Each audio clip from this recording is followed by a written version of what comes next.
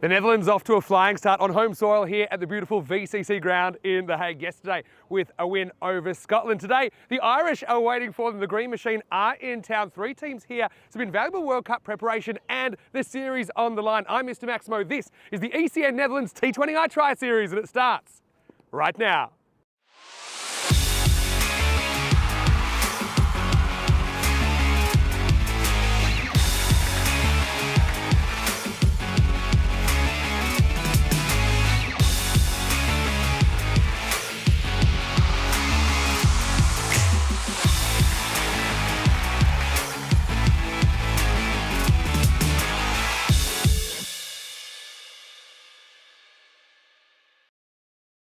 Hello and welcome to you wherever you're watching from around the world, and welcome to another huge day in European cricket. Day 2 means match 2 in this Dutch Try Series. T20 internationals all week long here at the VCC ground in Voorburg. Big crowd expected again today, and I tell you, it's a beautiful day for cricket currently. Around about 21 degrees and just a light breeze. Got to say, this really is what European cricket should be, hopefully in 20 years, all around the continent. So Scotland not playing today. It will be the hosts, the Netherlands, taking on Ireland. Of course, Ireland last week had a crazy victory, didn't they, over Pakistan on home soil. Even though they did ultimately go down 2-1 in that series, they're certainly keen to make a good impression, I'm sure, on day 1. For the Netherlands, got to say, I was really impressed with Michael Levitt at the top of the order yesterday. Also, I think that Vikramjit Singh, he looked in incredible form, and I wonder if he might push up into the top 3 today. For Ireland, of course, they've got a lot of players to watch out for. I'm certainly looking forward to seeing Paul Stirling. Now, that guy is a guy I've followed for many, many years. It's great to have him on the European Cricket Network for the first time today. Of course, he'll be leading the Irish side. Let's talk about this pitch. I've got to say, held up pretty well yesterday, and I heard about 150, 160 is a pass score here. Maybe just a little bit skiddy. I think that perhaps the Scottish bowlers tried a bit too much. I think the Netherlands were a little bit more consistent with their plans, and ultimately they got the win yesterday. Coin toss, all important. I know that Andrew Leonard is standing by with the 2 captains. Let's see who wins the coin toss in this match. Netherlands versus Ireland in match 2. Yeah, thanks, Vinny. Time for the toss here in the middle at Voorburg. We've got Paul Stirling, captain of Ireland, joined by Scott Edwards, captain of the Netherlands, and Phil Whitacase, the ICC match referee. Scotty, please give the coin a toss. Tails is the call. It comes down as a head. Scott Edwards, you've won the toss. Come right in here, mate. What are you going to do, please, and why? Yeah, we're going to have a bowl first. You know, I think the wicket plays pretty well, but yeah, hopefully get some early wickets like we did yesterday and keep them to a smaller score. You defended really well yesterday. You'll have to do something different today in terms of chasing. Do you feel that your experience here at Voorburg, all those Pro Series games and the experience on the hybrid pitches, do you think that's going to help you? Yeah, I think definitely. It does play a little bit different to what most teams are used to. So, yeah, hopefully use that to our advantage. We've obviously played a fair few games here in the last month or so. How much is the difficulty of back-to-back T20Is? Your boys are very fit and very strong, ready to go again? Yeah, I think we do it pretty regularly these days. So, no, we're good to go. Okay, final question. Any team changes for me today? Yeah, we've got Buster Later coming in and Tim Pringle for Arian Dutt and had one more. Cyber taking a break, yes. Very well remembered, Scott Edwards. Okay, Scott Edwards choosing to have a bowl first. Paul, what would you have done yourself? Yeah, I haven't actually decided yet. I'm glad it fell the other way. I think coming into this series, probably looking to do a bit of both as the week goes on. So today we get a hit first, and then I'm sure as the week goes on we'll get another one, bowl first. So happy enough. What are your ambitions for this series? Are you looking at the rankings about the 2026 World Cup? Are you thinking purely about next month, or are you wanting to kind of assert your dominance and show Scotland and the Netherlands that you guys are boss here in Europe? I think we're just focusing on today, really. We want to put in a good performance. It's the first time in Holland for a number of years now, and get used to the conditions, and I think it's a fantastic week. I think personally we should play each other more often, so hopefully this is the start of that sort of partnership, and we can get more series like this as the years go on. Did you catch much of the game yesterday? What are you expecting from the hybrid pitch? Yeah, I did. I didn't even know it was a hybrid pitch, so that's a good start.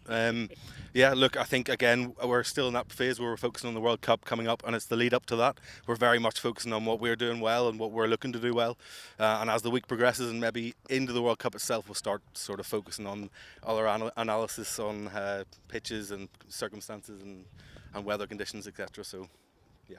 Okay, final question, team news. Myself in for Ross Adair, Fionn Hand comes in for today's game, and I think we've got one more. I think Gaz Delaney is in for Neil Rock. Very well remembered. Okay, that's the news from the toss. Netherlands, they've won the toss. They're going to bowl first. Thank you very much, Andrew Leonard, and welcome from the Central Commentary Box, wherever you're watching from around the world. Let's get ready for some more cream of the crop of European cricket. It is the Netherlands, the host, taking on Ireland. Ireland playing their first game in this 6-match series. Great aerial shots there of the VCC ground here, the Warburg Cricket Ground in The Hague. And Ireland being sent in by the Dutch. Interesting that Paul Sterling said he wasn't too bothered what happens first, whether he bats first, whether he bowls first. There's some of the crowd here. And look, another thing, Paul Sterling, of course, leading Ireland, saying something that I really like to hear just before the game, saying we need to be playing more of these matches against the European nations. He's really excited to be out here against the Netherlands and, of course, Scotland later in the week. And 3 quite evenly matched teams. You have a look at the Irish lineup there. Sterling listed to open with Balbirnie. Lachlan Tucker was very good last week against Pakistan. And then you've got that kind of blend of mix, that blend of youth and experience in there. Ireland, 53% favourites over the Netherlands, but you see there is neck and neck. Interestingly, seeing the Netherlands are not a full member, they actually have a better record against Ireland. They've won more games than they've lost. So, pretty interesting changes as well for the Netherlands with Tim Pringle. A bit of a cult hero, wasn't he, in that World Cup last year? He's in the side at the expense of Arian Dutt, and also Baz de Leede comes in. I don't think he'll be bowling. I know he's just kind of managing his workload. I think he will be playing as a bat only. And speaking of Tim Pringle, looks like he's going to bowl the first over. So no Arian Dutt, but they are sticking with spin to open. Here we go with the start of match 2. It starts with the Dot Balbirnie out there with Paul Sterling. This is the tactic we saw the Netherlands using yesterday, starting the series, of course, with that win over Scotland. This one actually gets through the field, takes a piece of it, so I don't think it'll go all the way, although it might. This field, and that's quick. Just slightly mishandled there in the covers. I think this has just had a bit of a haircut, this field. Balbirnie gets the first runs. Pringle won't be too impressed. That went straight through the field. Of any sound of him, Mr. Maximo for ECN. And joining me to start this one off is none other than Ireland's own Andrew Leonard. And welcome, Lenny, to the commentary box. Yeah, very good afternoon, Vinny. Good afternoon, everyone. Great to be with you again. This one just swept around the corner. They won't get a run here. Yeah, of course, you know this Ireland team intimately. What do you make of the side? And, yeah, interesting thoughts from Paul Sterling at the toss, saying he's really excited to be here and love to play more against some of these nations. Yeah, look, I think that's a really powerful message, isn't it? Maybe Ireland's best ever white ball player could well turn out to be Ireland's greatest ever cricketer, Paul Sterling. In fact, quite recently, you're going to love this stat, Vinny, became Ireland's most capped cricketer. Goes after this, deep mid wicket is vacant, and that's going to be another boundary to Balbirnie. Went and fetched that one from outside the off stump. Yeah, Balbirnie's been in great touch over the last week. He was brilliant against Pakistan. I thought the most fluently I've seen him play in T20I cricket. He looks to have really enjoyed just letting go of the reins. He's handed them over to his old mate, Paul Sterling. Quips a little bit off the surface from Pringle, and Balbirnie works away. Just the 2 boundaries off that first over, 8 with that loss after 1. Yeah, so he's handed that captaincy over to Paul Sterling, and since then, maybe not in the initial couple of months, always an adjustment period as you go from being the leader to being one of the troops. He's played really, really nicely. I thought he was exceptional against Pakistan. That's the schedule that we've got through this series, and that message that Paul Sterling sent, I think, is such a good thing to hear.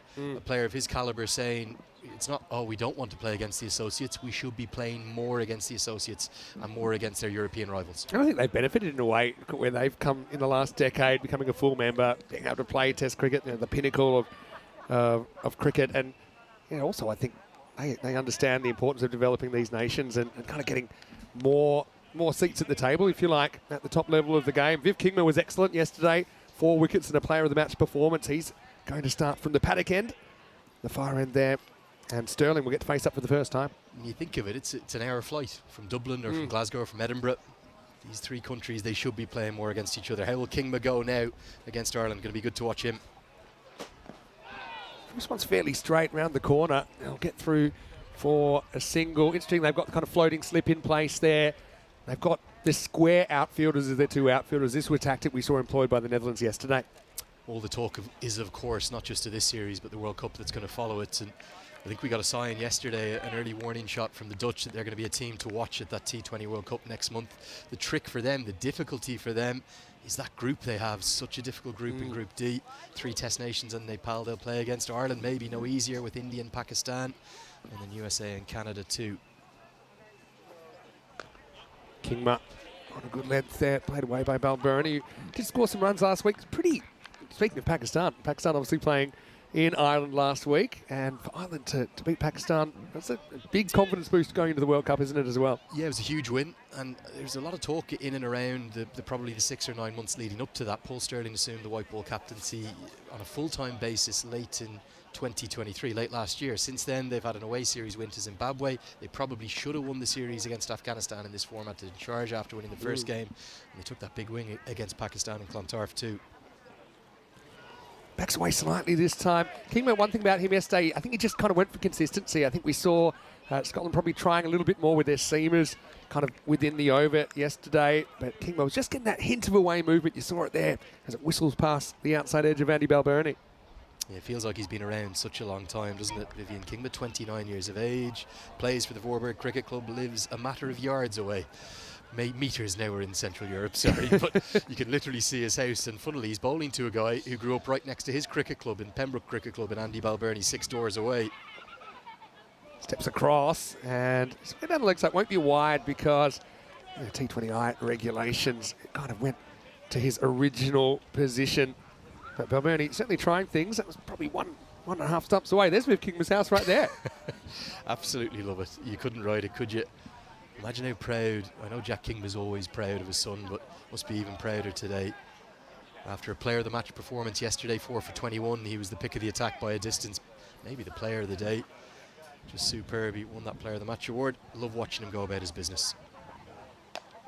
Again, fairly straight from Kingma. Slight pull shot. He's going to escape the infield. He'll come back for 2. Appeared on a podcast last week, without going into detail on it. One of the questions I got asked, Vinny, was, can you give this one player to watch from each of the associates? And I had to go with Vivian Kingma.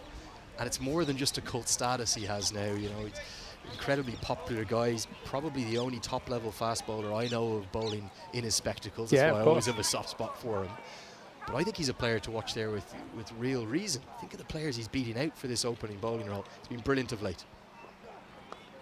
This one's angled away, finds the fielder in the circle. That'll be the end of the second over. Very tight one from Kingma, just 2 off it. And after 2 overs, Ireland are being sent in by the Dutch skipper Scott Edwards. They're 11 without loss. Vinny, were you in any way surprised that Scotty decided to have a bowl first, given that they defended very comfortably yesterday? And on these pitches here, the hybrids that we're playing on at Voorburg, it seems to be that if you get runs on the board, it might be a good way to go. Yeah, I was a little bit surprised, I got to admit. But then also I look at that Netherlands innings yesterday, and they got there in the end, but there were times they were kind of a little bit flat, let's say, in the middle overs. Maybe a new challenge, obviously, against a new opponent today. But I think also you'd want to have a mixture of setting targets and chasing targets in this week as well. So it's probably a 50-50, but in the end he decided he wants to chase. I suppose the other thing about chasing, you can set your risk-reward parameters in the second inning, knowing what you have to do. So I suppose that's knowledge that you've got if you are batting second. Anyway, his Van Beek was excellent yesterday. The first one's defended. I want to say a quick hello to all of our viewers, of course, and there might be some people watching ECN for the first time, of course, with Ireland on the park, their full Irish side. And a couple of things on the screen. You see the expected score there. That's what the technology is telling us is the most likely score. At the moment, 168. Ireland kind of 52% at the moment, but very even contest. Netherlands were even ahead a little bit in that first over. Here's Van Beek. Charges at this one, and he will get the gap. Maybe a fingertip on that. So I don't think this one will go to the boundary. Possibly 3 there. And Sterling does well to leg it back. So he'll have his first runs of the series. Yeah, you talked about that head-to-head record just before the start of play, Vinny, and certainly it's maybe a bit of a misnomer if you look at things. You look at the rankings, Ireland a higher ranked side, but the Dutch absolutely edge the tail of the tape at the moment. They've played 13 in their history. Ireland with just 5 wins over the Netherlands, 7 for the Dutch, and then 1 non-result. The most recent game, though, that went to Ireland in a big way in the T20 World Cup in Abu Dhabi. This one kind of beats Balbirnie for pace, who tries to waft it to the leg side. Of course, that had an incredible 4 wickets in 4 balls. I know I was watching that from Greece, and we always couldn't believe what we were seeing. We had a crazy storm in Corfu, but I suppose the Dutch will be hoping to avoid that kind of calamity with the bat today. Yeah, Curtis Kampfer with the 4 and 4, the double hat-trick, some people call it. It was unique, really, because he hasn't bowled consistently since then in this format. So he's not a regular pick every time. Sometimes he has been bowling, but other times not at all. Good delivery this time. Beats Paul Sterling, and a bit of carry. Van Beek he's bowled at good pace, both yesterday and today. Yeah, and it's interesting with the brand new ball, I'd say kind of first 3-4 overs, we have seen kind of the hint of sideways movement off the pitch. It is a hybrid which has some kind of artificial grass stitched in, if you like, to the natural turf surface. Another good one from Van Beek, plays just inside it, Sterling. Hey, just one more word about the hybrid. You look at the pitch there, you actually probably wouldn't know. In fact, you're watching at home, you're going, what are these two guys going on about in the commentary box? Is a hybrid pitch. It's a very fine weave of artificial grass, which really, I believe the theory behind is that it just helps to keep together the real grass all the better. You can get more games played on top. Steps across, and this will go to the unintended fine leg region, and it's going to go for 4 into some of the spectators that are here for this high-level contest today. So Balbirnie is kind of taking matters into his own hands there. It's great to see somebody the Dutch out on a Sunday afternoon. Kind of took that off stump, didn't he? Got it fine enough to get it past Van Meekeren. Yeah, nice shot, good innovation, and another good crowd. Look at that, what a great way to watch cricket. Up at the paddock end, in front of the little canal, there's horses and pigs and all sorts behind you. Bit of sunshine, 20, 21 degrees, maybe a Sunday early evening beverages as well. Great day out. Good time for it, good weather for it as well. And yeah, our crew, Spring Media, they love a little bit of National Geographic, so I'm sure that they've said that we might see some animals today on the footage. Here's Kingma. He's hit straight back over his head, but with not any significant power. And first one will be a dot. And there is the Spring Media team bringing us up a shoot. Probably not a thoroughbred. I don't think that one is going to be at the Irish thoroughbred sales in Goffs in County Kildare, but it's a beautiful setting. We're about a 5-minute stroll away from the city of Voorburg. It's a very small city, but beautiful river that runs through it and some beautiful houses. Really, really nice part of the world. Probably 10-15 minutes from Den Haag itself. He's bowled him as we see Balbirnie trying to go across the line there, and Kingma is still on. 5th wicket of the series, clatters into the off stump, and Ireland lose their first 19 for 1. This man is having the time of his life. It's Vivian Kingma. Oh, he's always had so much potential, isn't he? But he's never done it consistently on the international stage. He's often been the unlucky one to miss out. But look at how accurate he's been. A lovely length. You cannot pull that length with Kingma's natural trajectory. Just skids on. You hit the top of off, you're going pretty good whatever you're bowling, and Kingma does exactly that. And he sees the back of a very in-form Andy Balbirnie, who's the first batter to be dismissed. Ireland in early trouble, 19 for 1. And again, I think it's a reward for consistency for Kingma, who hasn't tried too much. He's just trying to put the ball in dangerous areas, kind of put the ball in the batter's court. Balbirnie, you're right, he is in good form. We have seen, I suppose, the touring openers so far have pretty subdued starts, maybe just to do with the wicket and the conditions. But Kingma was thrilled to hear the death rattle. Lorcan Tucker comes out at number 3, the Irish keeper. Wasn't he in good form last week as well, Lenny? And he needed to be, because prior to that, it was a stat that was kind of doing the rounds on social media. He was averaging less than 6 against full member nations since the last T20 World Cup in T20I cricket. He had a real horror run of form. I guess credit to the Irish backroom staff for sticking with them. Many, myself included, were calling for him to be dropped down the order, not dropped out of the team. I thought that he might have been a good option at 5, 6 or 7. First one's on the off stump, it won't beat mid-on. But they've decided to stick with him at 3, and they got real reward with those back-to-back 50s that came at very good pace. In fact, in that 3rd T20I, when he captained Ireland for the first time, the 6th T20I captain in the history of the game for Ireland, a proud moment for the Pembroke and Leinster Lightning man. I thought the fluency with which he played with was the best I've ever seen him bat. Actually looked dead set for 100 before he just remarkably gave it away, holding out to Imad Wasim out at long off. He's a lovely player to watch. He goes very much on the creative route. He will find ways to score in funny areas. When he gets a stable base, Vinny, he's actually very powerful, and he's really, really good to watch. 50-50 contest at the moment, according to the numbers. Yeah, Kingma has been in very, very good form in Nepal, in a country that you know very well, Lenny. He took 6 wickets. In fact, he was equal third leading wicket taker in that series. Also, it kind of shows a lot of resilience after the heartbreak of missing out the World Cup squad so narrowly last year. You know, they say don't get better, get better. He's just getting better.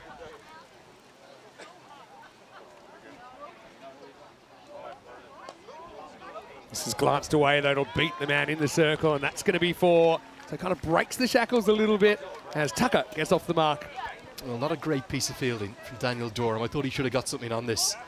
Yes, it's gone quickly, but you need to get something just to stop the boundary, prevent the momentum of the ball. Tucker gets off the mark in nice style with a boundary. Yeah, Kingma did have a very good series there in Kathmandu. That was a triangular with a final, so 5 games. It was a very high scoring series as well. Plenty of totals over 200. So for Kingma to stand out on spin friendly pitches there, another real achievement from him. He's finding his time now as the new ball bowler for the Netherlands. It's been front, but maybe just angling down the leg side.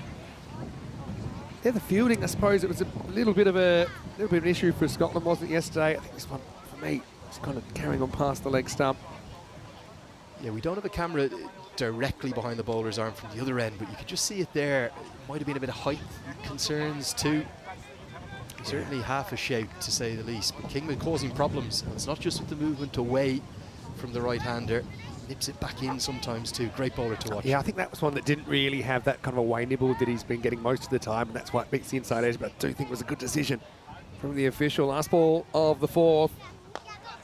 Goes on the walk and clips away in front of square, and Max O'Dowd won't be able to chase that one down. So a boundary to finish the over. 2 of them in the 4th, and Ireland starting to get going. It's 28 for 1. This is trademark Lorcan Tucker here. He's on the walk. Sometimes he gets criticised, he gets out of rhythm for not getting a stable base to his stroke. But there you can see the energy he gets into that shot. Really nice clip off his pads. He gets 4. Yeah, it's interesting you said about the hybrid pitch. We'll come back to that in a second. But first, let's have a look at these groups. And I suppose all the teams we'll see this week, they won't meet each other in the ICC Men's T20 World Cup, unless, of course, they get to the Super 8, where they potentially could. But, yeah, Ireland in Group A, some pretty decent opponents there, with India and Pakistan both in the same group. Yeah, the way the fixtures fall is interesting for Ireland, because many are talking about it possibly coming down to that final group game against Pakistan on the 16th. I think they'll need to play well to do that. USA on home soil will be no slouches. But if we just hold the camera there to the right, we just passed Jack Balbirnie and Ashley Balbirnie. That's Andy's father and indeed Andy's brother, who's playing at the VRA club. This is Dorham coming to the attack for the first time. Made his debut yesterday. First one offers a little bit of width. It's well put away by Sterling. The Irish skipper gets 4. Yeah, really good stroke, wasn't it?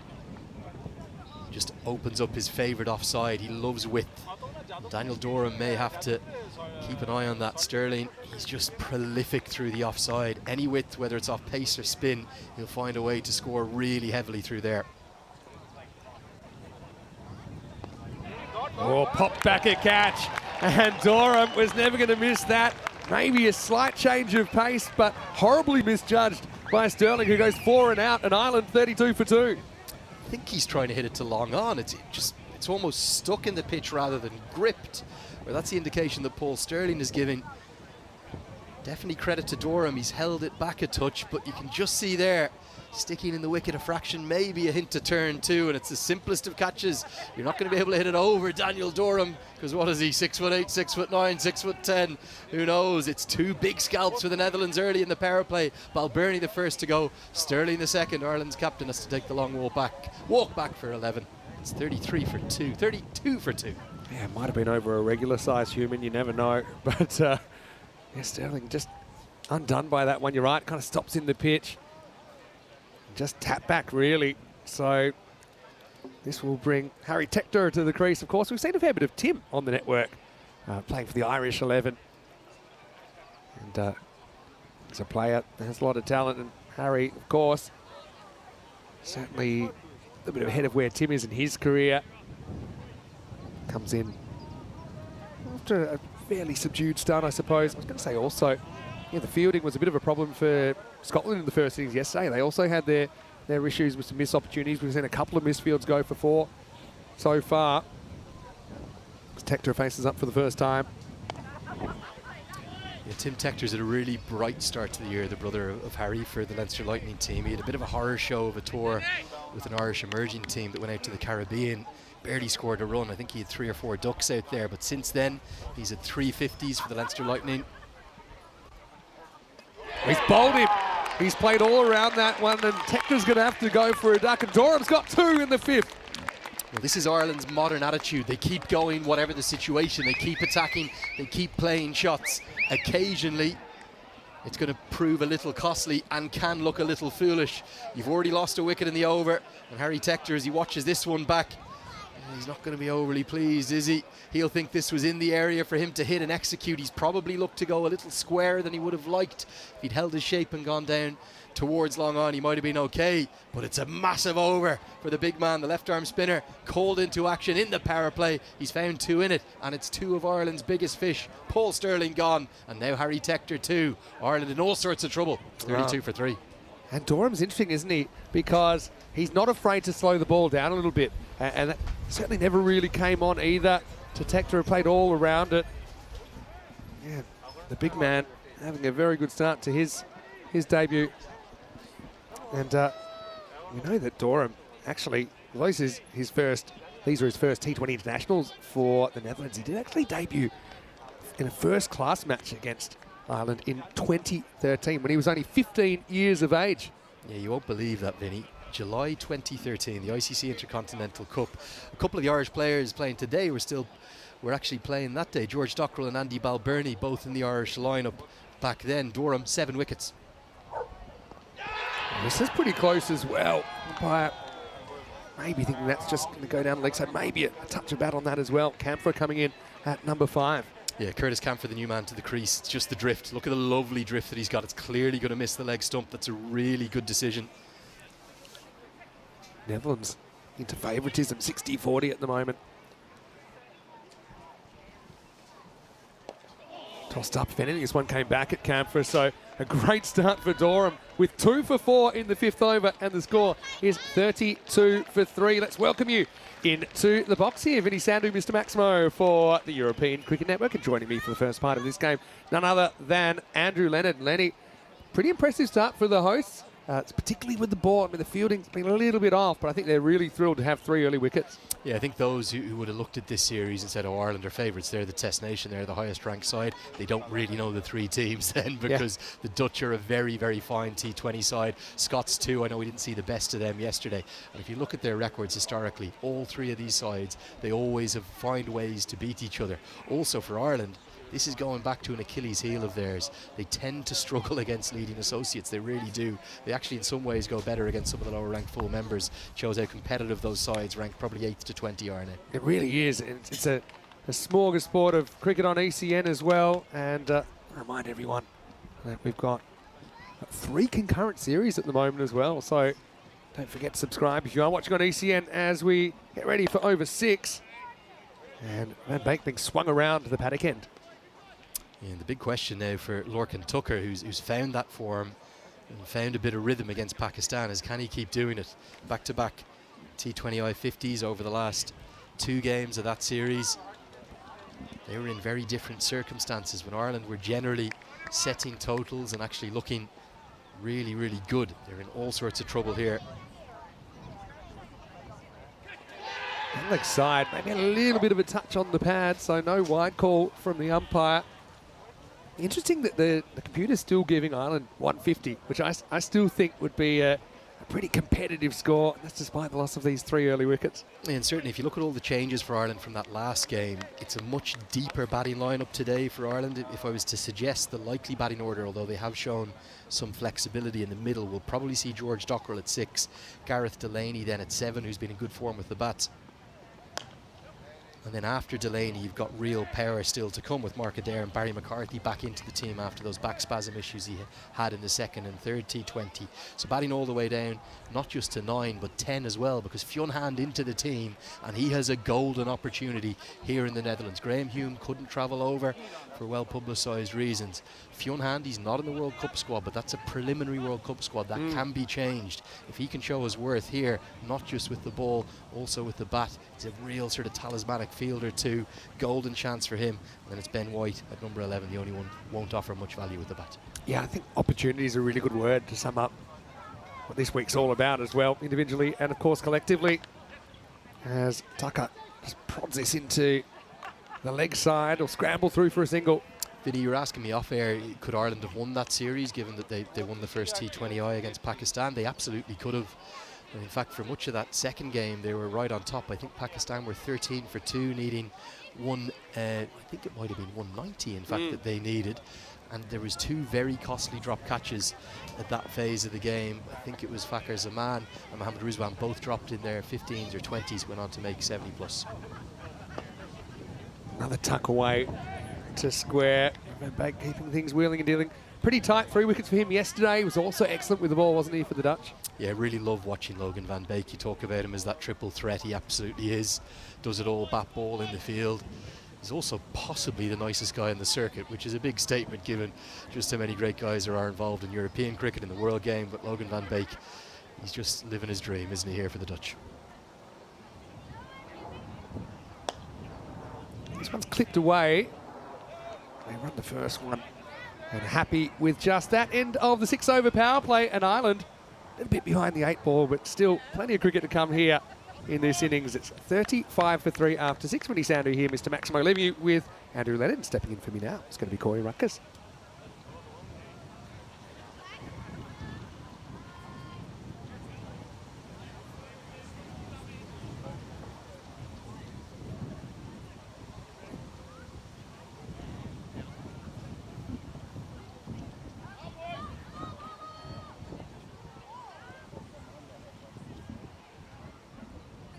So Daniel Durham will continue. I'm delighted to have Corey Ruckers come and join me. Very well-known man and face in local Dutch cricket circles. This performance from the Dutch won't surprise you at all. Yeah, pleasure to be here to join you, Lenny. And yeah, what a start for the Dutch again. They've just picked up where they left off from yesterday, and the bowling performance in the power play. Very impressive so far, but I do think we're going to see the Irish with a bit of a counter-punch at some stage. Yeah, there is that deep batting lineup for Ireland that I was just discussing a moment ago, but the Dutch, the way in which they've celebrated the wickets, this is just sort of business as usual. The Irish fans, they have travelled over, nice weekend here, but the Dutch are dominating right now for me. I still think those Pro Series games just before the series, 4 matches, 3 matches at Voorburg have helped them a lot just to get used to this wicket, to the parameters, and cashing in at the moment. Nicely driven, but protection out there. Can you tell us a bit more about the Pro Series, particularly for Irish viewers who might not quite understand it? Yeah, so you had the Hurricanes versus the Seafarers. It was the best of the North versus the best of the South out here in the Netherlands. They played 3 matches on this wicket, on this hybrid pitch with the big boundary parameters. And it was actually a clean sweep. It was 3-0.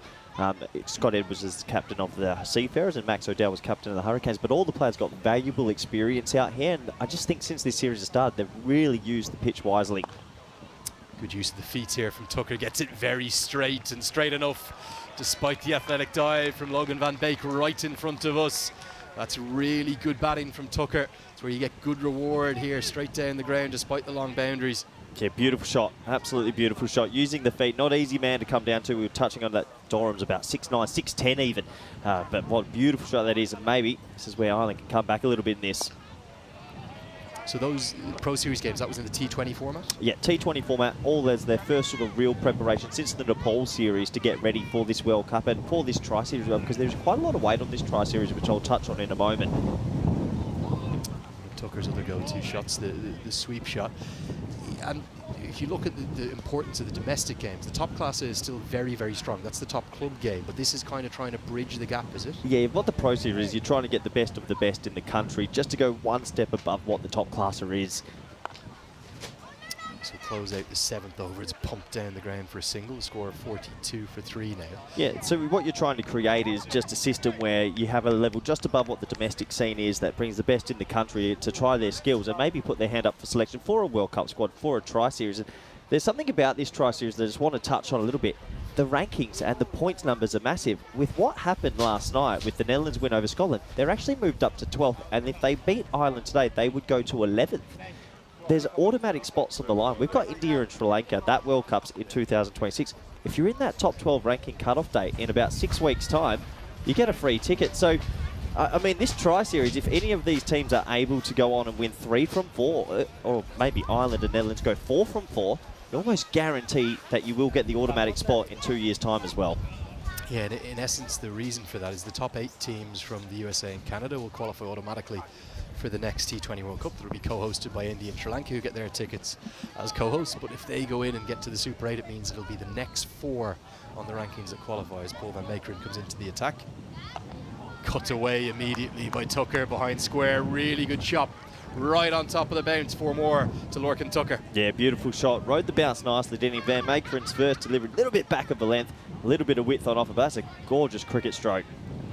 Yeah, and those rankings that will then power that decision beneath that, it means that there's really almost a guaranteed banker for West Indies and Afghanistan to get through. And in the final 2 spots, this is presuming that nothing funny happens in the Caribbean. Somebody from well outside of things, in Nepal, for example, if they got to the Super 8s, that would throw the cat amongst the pigeons. But there'll be 2 spots up for grabs on the rankings table. And right now, it's really the 2 teams that we're watching that actually kind of hold up pole position. Zimbabwe are left stranded, hopeless, watching on. They won 1 of the 5 against Bangladesh, which gave them something. Scotland and the Dutch have played the least games, so their volatility within the rankings will be higher. It's all a bit complicated. There's only one thing to do if you don't know. Follow Bertus de Jong on Twitter. He'll explain it all Well, to luckily he's in the tent next to me, so he was giving me all the insights just before. But no, it is a massive opportunity for these teams, and if you can win 3 out of these 4 in the series, win the series, but also catapult yourself for 2026. And I have to say, both the backroom staffs, I know the like of Scott Irvine and Chris Siddle, they do a lot of work for that with the Irish team. I think the Dutch coaching staff's never been in a better place. All the Ryans, Ryan Cook, I know he's not here. He's still out at the IPL with Sunrisers Hyderabad. Ryan van Niekerk is here. They've got great backroom staff with the Dutch now. Yeah, Heino Kun as well is on the ground. And actually, Roelof van der Merwe's here as well. So I know a lot of people talking about the disappointment that he's not going to the World Cup. Maybe stepping more into a coaching role. He's been here during the Pro Series the last month. He's running all the fielding drills at the moment. I'm sure he's good with his energy to have on board on the coaching staff. Yeah, I asked him out in the middle yesterday. I said, is this the evolution? Are you enjoying becoming a coach? He goes, I miss playing. I want to be playing still. But he's going to play a bit more. I think he'll play for Somerset this summer. Might be his last year there.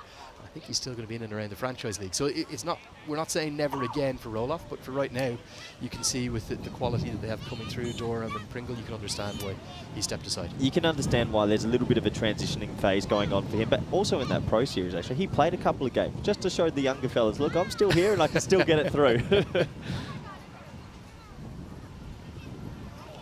bowling from Van Meekeren. That's his natural length, isn't it? Yeah, it's his natural length. He's probably the quickest of the Dutch bowlers all around. So I know Tim van der Gutten's not here, Shane Snader, a few others in the county system. But out of all of the Dutch fast bowlers, he really does get it through. Tell us about some of the others. Brandon Glover, he's kind of been in and out of points. The 2 Kleins, I know Ryan has an injury. Kyle Klein's in very good form domestically, though. Ryan Klein just came back to bowling over the weekend. Unfortunate time to pick up an injury, so wasn't able to be selected for the World Cup squad. Kyle Klein, who is going as the travelling reserve, was probably the star bowler in the country at the moment with 4. Gets us to the end of the 8th. Good change-up from Van Meekeren, who gets out of his over really well, having been hit for that boundary from the first ball. It's 47 for 3. Yeah, Kyle Klein in good form. They're not finalised, those World Cup squads. Is he going to be the unlucky one at the travelling reserve, maybe? Well, he's definitely going as the travelling reserve as we just have a look at some of the fixtures coming up for Ireland pretty soon. I mean, just touching on this, you're telling me that last game on the 16th of June, I was listening to you off air, you think that's what most people are calling the one that could be the trump game for Ireland? Yeah, and look, there's a huge presumption there that firstly India are going to beat Pakistan, which as we saw in other T20 World Cups, I know they beat them in 2022, but back in 2021 Pakistan won very comfortably, so that's no given. And there's also no given that you will take that IPL form individually and through your team into an international setup. India only have 1 warm-up game. It's against Bangladesh on June 1st. As Pringle returns to the attack. But I think some are speculating they'd expect Ireland to get past USA and Canada. I think most Ireland fans will tell you they will not take those games for granted. Ireland have a pretty poor record against associates over the years. They find ways to lose games against lower ranked opposition and then beat higher ranked opposition. But that's kind of the potential makeup of the group. I can't see Canada getting through, but I could see USA causing an upset or 2. Okay, interesting. Looking forward to all of that. I mean, so many different permutations with 20 teams going this edition. That has absolutely been bombed for 6. What a lovely shot from Kampfer. Pringle was brought back in to bowl the 9th. Overcooks this one, low full toss, and he's hit that into the bleachers. Well, it's actually, I think it's gone on the athletics track. This has gone miles. He's hitting with the wind, and that's the one thing we haven't mentioned yet. It's gone a long, long way. It's still running down the 100-metre track. We saw Usain Bolt announced as one of the ambassadors for that T20 World Cup. We'll need to send a Bolt out to get after him. There's a really strong wind blowing across the ground. Good tactic from Kampfer hitting with it, picks it up nicely. Yeah, I think Pringle will be disappointed to a little bit of a low full toss, and that just releases the shackles a little bit, because it has been all the Netherlands so far in this international fixture. They've hit the ground running in the series. Don't discredit the Irish. I know they've just come off the back of a pretty competitive series against Pakistan. I know you were there, Lenny, and we were talking a little bit off there. One question I've got for you, I know the boundary sizes over there were quite small. What sort of adjustments do you think they'll have to do? Because we've touched on a few times, VCC Vorburg, we've got some big boundaries here. Yeah, I think the biggest difference, square probably not a gigantic difference, somewhat similar, but straight, compare Vorburg CC to Clontarf CC in Dublin. Massive difference, particularly one of the ends. I don't think it can have been more than 50 metres straight. And down here, you've probably got 70, 72 metres straight down the ground. So you can try and look to run your 1s and 2s, which is something that Kampfer and indeed Dockrell, who'll follow in next, really like to do, push the 1s and 2s around. But certainly there was a high scoring series. I think a few of the bowlers had some nightmares with the average strike rate, economy rate up over 10. Van Beek will be one of the ones trying to prevent it too. The perfect example right on cue there. Yeah, perfect example. It's good batting, isn't it? Accessing the field straight on that long 72, 74 metre boundary, and easy two to the left of Logan Van Beek. Good to see Pringle back in the lineup for the Dutch as well. Missed the whole Dutch summer last year, unfortunately, had a big injury. Wasn't able to come over after sort of coming on the scene during the back end of the ODI Super League. Yeah, really is a very, very difficult time, wasn't it? For the injury he did, it was a horror one. Yeah, it wasn't great, and unfortunately we didn't see him in the country for more than a year. Tell us about his dad as well, a bit of an icon of I know he played internationally for New Zealand, but a bit of an icon of Dutch cricket, a huge amount of Dutch club records he holds. Yeah, holds a lot of Dutch records, came back over many years in the 80s, 90s, and was one of the figureheads of Dutch cricket. And I'm sure it's a very proud moment to see his boy back in the orange shirt for this series. He's not got his lengths right at all here. He gets away with that one. Tucker misses out. Another full toss. Not the best over, but the 9th is done. It's now 58 for 3. It's a big game for Tim Pringle as well. Coming back into line, I know he plays cricket for Northern Districts in New Zealand, but Arian Dutt obviously rested for, you'd have to say rested for this one. You wouldn't assume Dutt would have been dropped for this one. Only rested because they're trying their combination. Dutt was very impressive yesterday. 4 overs, none for 21. Very good with the new ball. They gave Pringle the new ball in this one, so I still think Netherlands also keeping an eye on this World Cup and what their best combination might be. I wonder, is it a case of matchups? Have they looked at the Irish lineup? They've seen that there's no left-handers in it. Certainly Neil Rock is the one option. He's not on the team today. Graham Hume, who's not here, also bats left-handed down the order. But I believe somebody in Ireland will tell me immediately on Twitter if I'm wrong or something, but I believe all 11 batters for Ireland today all right-handed, which is very rare historically for Ireland going back 10-15 years. So as a consequence, they've gone for the 2 left-arm spinners rather than the off-spinner in the team as well. There was that period in Irish cricket, wasn't there? It almost felt like everyone was a left-hander. How many was there in the lineup? Well, we had Porterfield, we had Ed Joyce, we had Niall O'Brien, we had John Mooney. You often had 4 of the top 6 or 4 of the top 7. What's in the water out there? I don't know, but not as much anymore. Owen Morgan, of course, as well at one stage before he migrated generously over to England. There's a little bit of talk that some players get used to growing up playing hurling, which is played reverse-handed. And they just bat left-handed a bit more naturally. Quite a lot of those left-handed batters we're talking about are actually right-handed writers, for example. But then they've just, I think in Ed Joyce's case, it might have been the back garden. I might have got that wrong, but something to do with he only wanted to score on one side. Okay. So, but we've produced certainly plenty of very talented left-handed batters over the years. Of late, very few. It's interesting. It goes in roundabouts, things like that as well. Obviously, the Dutch have got Vikramjit Singh, who will come out as number 3 as the left-hander. I believe he might be one of the only lone left-handers in the game. You don't often see that in this day and age. Yeah, we'll have that check, but I think you could be right. Nicely hooked away right off his nose by Lorcan Tucker. Well, he's picked up just where he's left off from last week against Pakistan. Isn't form the funniest thing you can imagine as a batter? He could not buy a run in this format. All of a sudden, he's back to his brilliant best. Look, he's looking really good, isn't he? Especially with the wickets falling around him. 128 runs in that Pakistan series was the standout batter for the Irish. But right now, batting beautifully. 30 off 22. Playing a little bit of a Vikramjit Singh innings of yesterday when wickets were falling a little bit around. Was able to go at a very good tempo. Something that was hugely noticeable last week, Corey, was Ireland continuing to attack from ball one, even after they lost wickets. Harry Tector came in and hit a 6 from one of his first deliveries. Mark Adair, I think twice in the series, hit his first ball for 4. It's this new mantra. It's a very positive mantra. Sometimes it can bring about clusters of wickets though as well. Yeah, I guess the sort of the English way from a few years ago when they sort of redeveloped the white ball game has trickled into maybe some other nations, but we're seeing, I mean, with the IPL, the scoring go through the roof. I think a lot of expectation in T20 cricket, you've got to get on with it for the whole 120 balls. Uppercut and not where he intended, and Baz de Leede does what Baz de Leede does so brilliantly. He makes a very difficult catch look easy, and this wasn't at all. The breakthroughs come from nowhere, and Camphor has to go. What a brilliant catch from Baz de Leede into the side today. He made good ground, one of the better fielders here in the Netherlands squad. He tried to uppercut it over third. It's sort of inner half of the bat, and he made good ground, read it perfectly, and that's a really good pouch. It's an exceptional catch. The reason we haven't gone even bigger on that, he's made it look so easy, but the ground that he made as soon as that ball made contact with the bat was exceptional. Really good piece of fielding from a very special cricketer. It sees the back of Curtis Camphor, who's gone for 10. And the Irish side are in trouble again. It's 65 for 4. Well, before he moved to Durham, this was his home ground, VCC Voorburg. Very well known as the Prince of Voorburg, young Baz de Leede. His father, Tim, is the King of Voorburg. So great to have him back on home soil, playing at VCC. But that is a really marvellous catch. I was lucky enough to do my level 3 coaching course with Tim de Leede, Baz's father. Small world. And I spoke to him yesterday, and I said, there's a rumour going around that your son is the Prince of Voorburg. And he says, oh yes, I won't do the accent, sorry. He says, oh yes, some people say that. And I said, well, Tim, does that make you the king? Oh no, don't believe that. Tim is very well known as king. I know he's on air over there for the Dutch TV stations and all that, but he's very much known as the king. Explain that to me as we take the drinks break and the score 65 for 4. I think there's still a ball of the 10th left.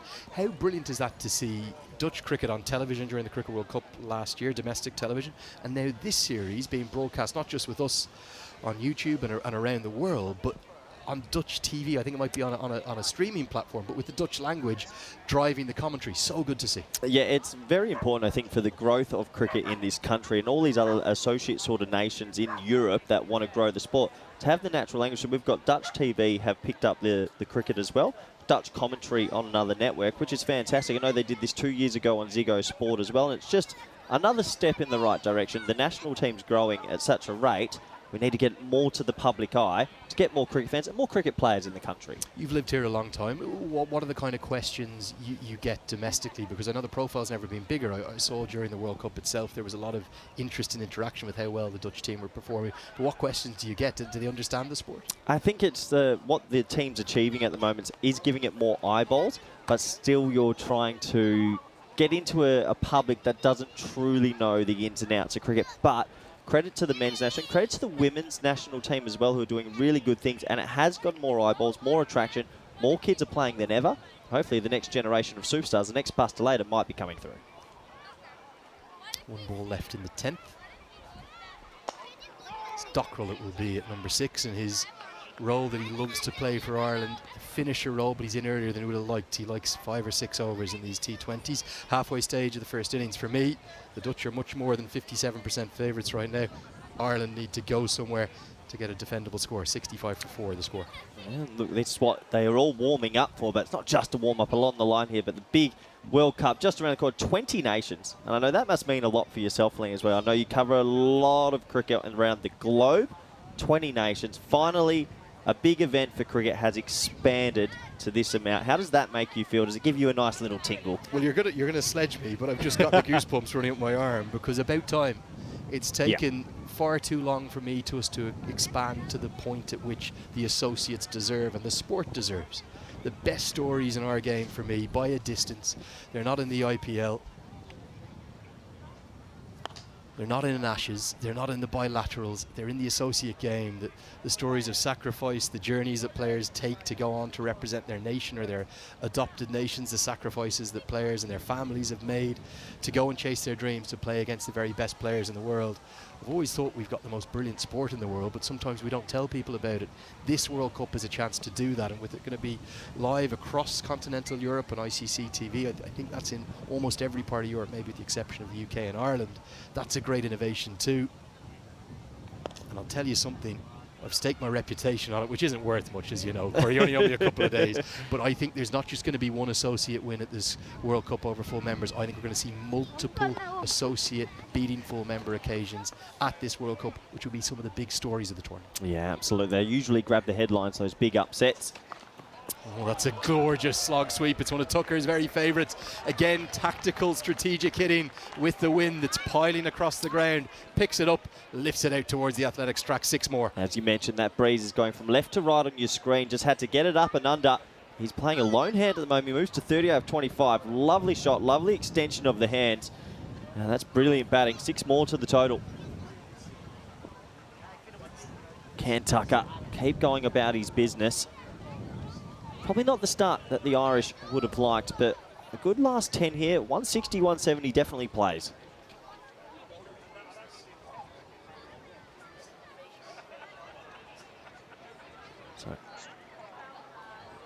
Yeah, the brilliance of that stroke from Tucker, you saw it from side on there. He got that stable base. He's a very, very strong man. He's done a lot of gym work. Actually, these two in particular really transformed their bodies when they first came to international cricket. George Dockrell was a young 17-year-old left-arm spinner. He was lanky and skinny as could be. He's added about 15 kilograms in muscle. Tucker the same. He's really powerful. Hits the ball really, really hard. This is a good start to this 5th wicket partnership for Ireland. They badly need it. And this one's kept low. And Durham's convinced, so too is Edwards, but the umpire's unmoved. What's this missing? Oh, big moment in the game. Rizwan Akram, the standing umpire, shakes his head. It was slowed up from Durham. It skids on. Oh, I don't know what that's missing, Lenny. I think that's crashing into middle and leg stump. It was given leg by, so there's no bat on it. Well, for me, I don't think it could be going over the top, but it's, as you said, it's been given as leg buys. It's just skidded on, isn't it? Yeah. It's surely... He slows it up, it skids. Very good shout. I think that's clattering into leg stump, but sometimes it's your day. A lot easier to see that from the replay. Obviously, the umpire only has one view. Last ball of the 11th. Slowed up again, hit pretty firmly down the ground. Logan van Beek do the mopping up and able to keep that to a single. So a big moment in this match. Score after 11 is 76 for 4. Yeah, the two umpires, Rizwan Akram, who was making that decision from the city end, and Pim van Limpt, who is standing up at the paddock end, joined by the third umpire today, that's Nitin Bathy, and Phil Whitacase, the ICC match referee, has travelled across from Leicestershire, the former Leicester County cricketer. That's the table at the moment. Dutch not just in a good position with the win, but a big net run rate boost too. They were, in the end, in a really topsy-turvy game, they were quite comfortable victors yesterday. Yeah, quite comfortable in the end. It was one partnership. There was only 2 men, Barrington and Cross, going past the, 10 actually, both picking up a fantastic opponent. Every other batsman, unfortunately, just came in and got out early. But yeah, this game at the moment, it's nicely poised. I think Ireland just want to throw that counter punch at any moment, but the Netherlands still keeping their nose ahead. That was a big moment in the previous over. Easily could have been given out LBW. Goes the Irish way. Can they have a big 9-over finish here and get up to that 160 mark? See Team Pringle have a change of ends. Corey, if you're Scott Edwards here, do you want to get a 6th bowler into play like he did yesterday with the 1-over of Arjen Dutt? I'd be tempted. This probably would be a moment that you could go to a 6th bowler. I mean, Michael Levitt, we've seen bowl a little bit in Nepal recently for an over or 2, but maybe just backing the main 5 today. It is always a captain's, I think it's always in the back of the mind as a captain. If I get my 6th bowler just to bowl 1, I've got that get out over that's complete, so then I can focus on maybe the other 5. I think Pringle's bowled okay today, maybe not at the top of the level he would have liked. He'd love to pick up a wicket. That's George Dockrell pumping him down the ground. That's where he'll like to target, despite the bigger, straighter boundaries.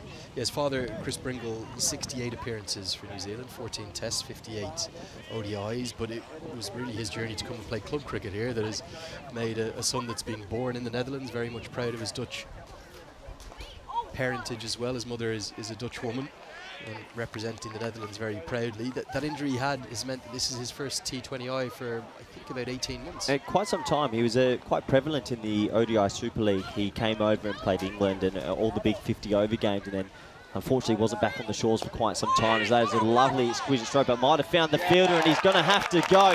Tucker, well, he got a life probably in the previous over. It could have easily been LBW. Pringle slows this one up slightly. It was a nice-looking cricket stroke, but he finds Vikramjit Singh out at deep long off.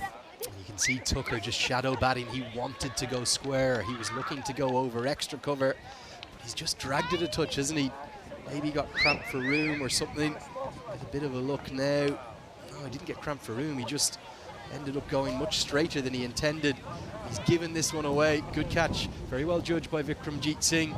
The Dutch are finding that very happy knack of continuing to take wickets. It's Tucker who is the latest one to go moments after having that very close LBW go his way. He's gone for 40. His good form continues, but he's gone now. And Ireland continue to be in trouble. 78 for 5. It's like Gareth Delaney coming out now. Plenty of time in this batting innings to build a partnership and to explode at the end. Pringle does pick up that wicket he would have been searching for. Probably stems a few nerves. First game for the national side in quite some time. We've touched on this long batting lineup from Ireland. Don't count them out just yet. They're a very strong nation. They've come a long way in the previous 10 to 15 years. Any score of above 150 on this surface, the big long boundary, it will play.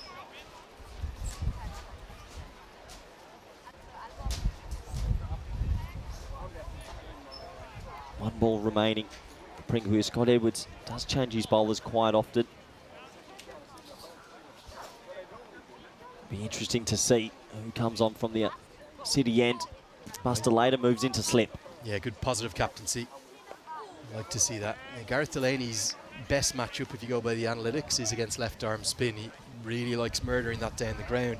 I think the way the wind is coming though, as we get to the end of the 12th, 78 for 5, I think if you're going to go down the ground, it needs to be, well, it might be swirling a touch now. We're just trying to work it out, but I'm not sure you want to hit the way Lorcan Tucker just hit. I think you'll get better reward. For me, I think it's coming across the ground and a little bit down. So if anything, Tucker's gone sort of uphill into the wind a little bit, and that's why he ended up perishing. There is batting to come. Often these men towards the middle and lower order have to rescue Ireland. They'll have to do it again today. What sort of score do you think that Ireland from this position, Lenny? 8 overs to go, 78 for 5. What's a realistic score they'd be happy with coming off from here?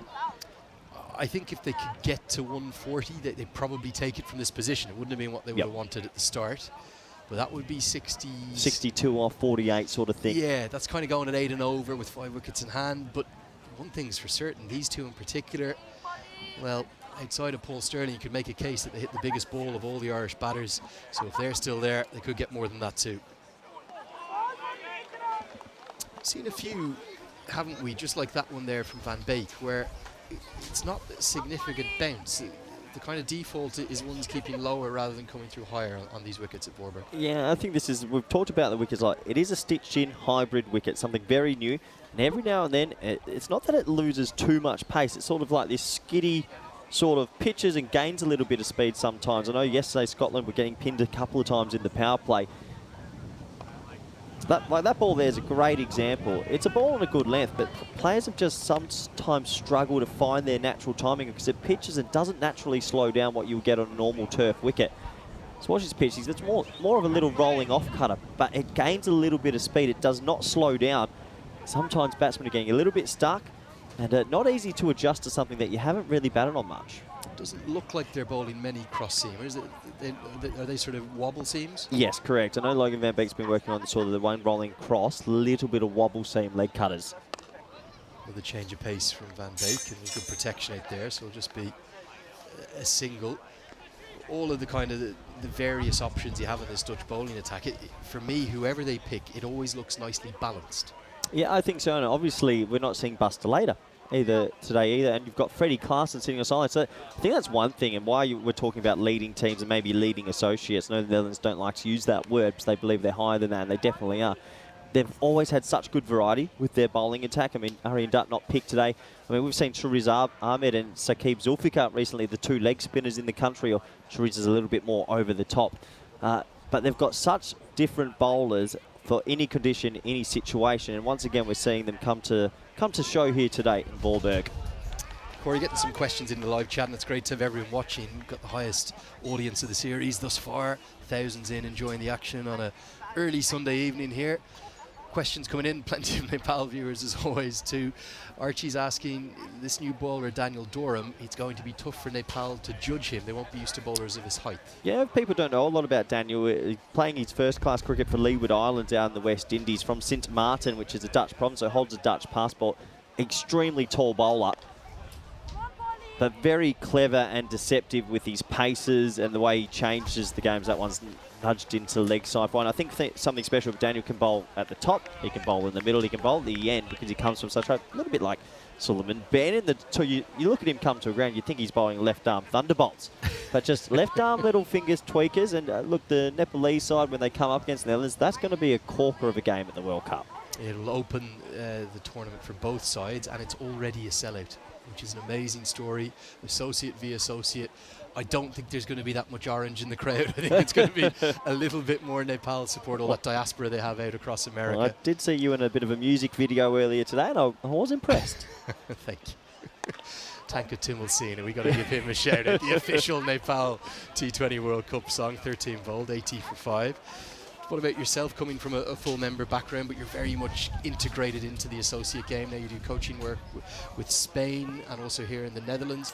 How good is the associate game for you? I think it's come on leaps and bounds. And for yourself, as we were talking about 20 teams at the World Cup, I get that tingle as well to see a World Cup where more associate nations are finally getting invited. A team like Uganda, who upset Zimbabwe out in Namibia it was, and to get that win, to win a ticket, it's just massive for the game. And the way it's growing so fast, just think it brings everyone to parity, puts more eyeballs on the sport. I know the Spanish system's getting better and better and better.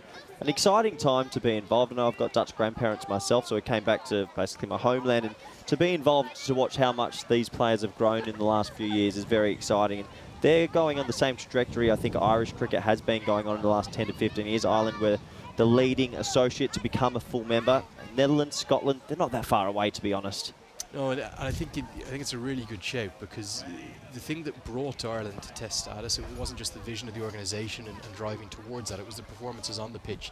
There's on-field and off-field that you have to tick, but the on-field stuff was ticked so heavily by Ireland because of their domination of the associate game. In 2013 there was the treble for them, there was the I-Cup, there is no I-Cup at the moment, the 4-day competition, the 50-over competition, which was the World Cricket League Championship at the time, and they also won the T20 World Cup Global Qualifier too. So they really made the strength of a case, and then they combined that alongside the ascension of Afghanistan, the growth of Afghanistan, for it to tick the political box of one Asian nation, one European nation coming in to join the full member club. I think if it happens again, that will need to be something similar. It will probably be one Asian nation. Obviously lots of people are talking about Nepal, but also the UAE and Oman are doing really, really good things, the 3 best Asian associates. And then maybe a Scotland or a Netherlands, or who knows, Namibia could go alongside them and really join together to maybe be the next 2 test nations. The big thing for me, the game's never been stronger in more countries. That can only be a good thing. Yeah, so it can only be a good thing. And just a beautiful day like this at VCC Voorburg, I'd say plus 1,000 at least today, have rocked up on this sunny Sunday afternoon to watch the cricket. There's a lovely crowd that's built up, and lovely vibe about this ground to have the fans be able to walk all the way around, watch a good game of cricket. And right now, if you're a Dutch supporter, I think you'd be pretty happy. They've got their noses ahead. I have to say, really impressed with the crowds. Really impressed with the energy, the enthusiasm. I'd say we had about 1,000 in yesterday, very similar number today. And the highlight of the day for me was actually at the end of the match yesterday. They all kind of came towards the Voorburg Pavilion, and every single one of the Dutch players was doing autographs, selfies with kids. And that's stuff we didn't see 10, 15, 20 years ago. Yeah, it's just grown at an exponential rate, and we're all trying to catch back up to the rate that it's growing. And I'm sure with Ireland and Pakistan last week, you were there, you would have seen that as well. I'm sure a lot of the kids coming out to see their Irish stars, they want to be the next Paul Sterling, or they want to be the next Irish star in the next 10 to 15 years. Very exciting time for everyone. Delaney's getting himself in a bit of bother here against Van Meekeren, but he does get down the non-striker's end. Difficult start for the two former Leinster Cricket Club teammates. That's where they both started, in Rathmines in Dublin.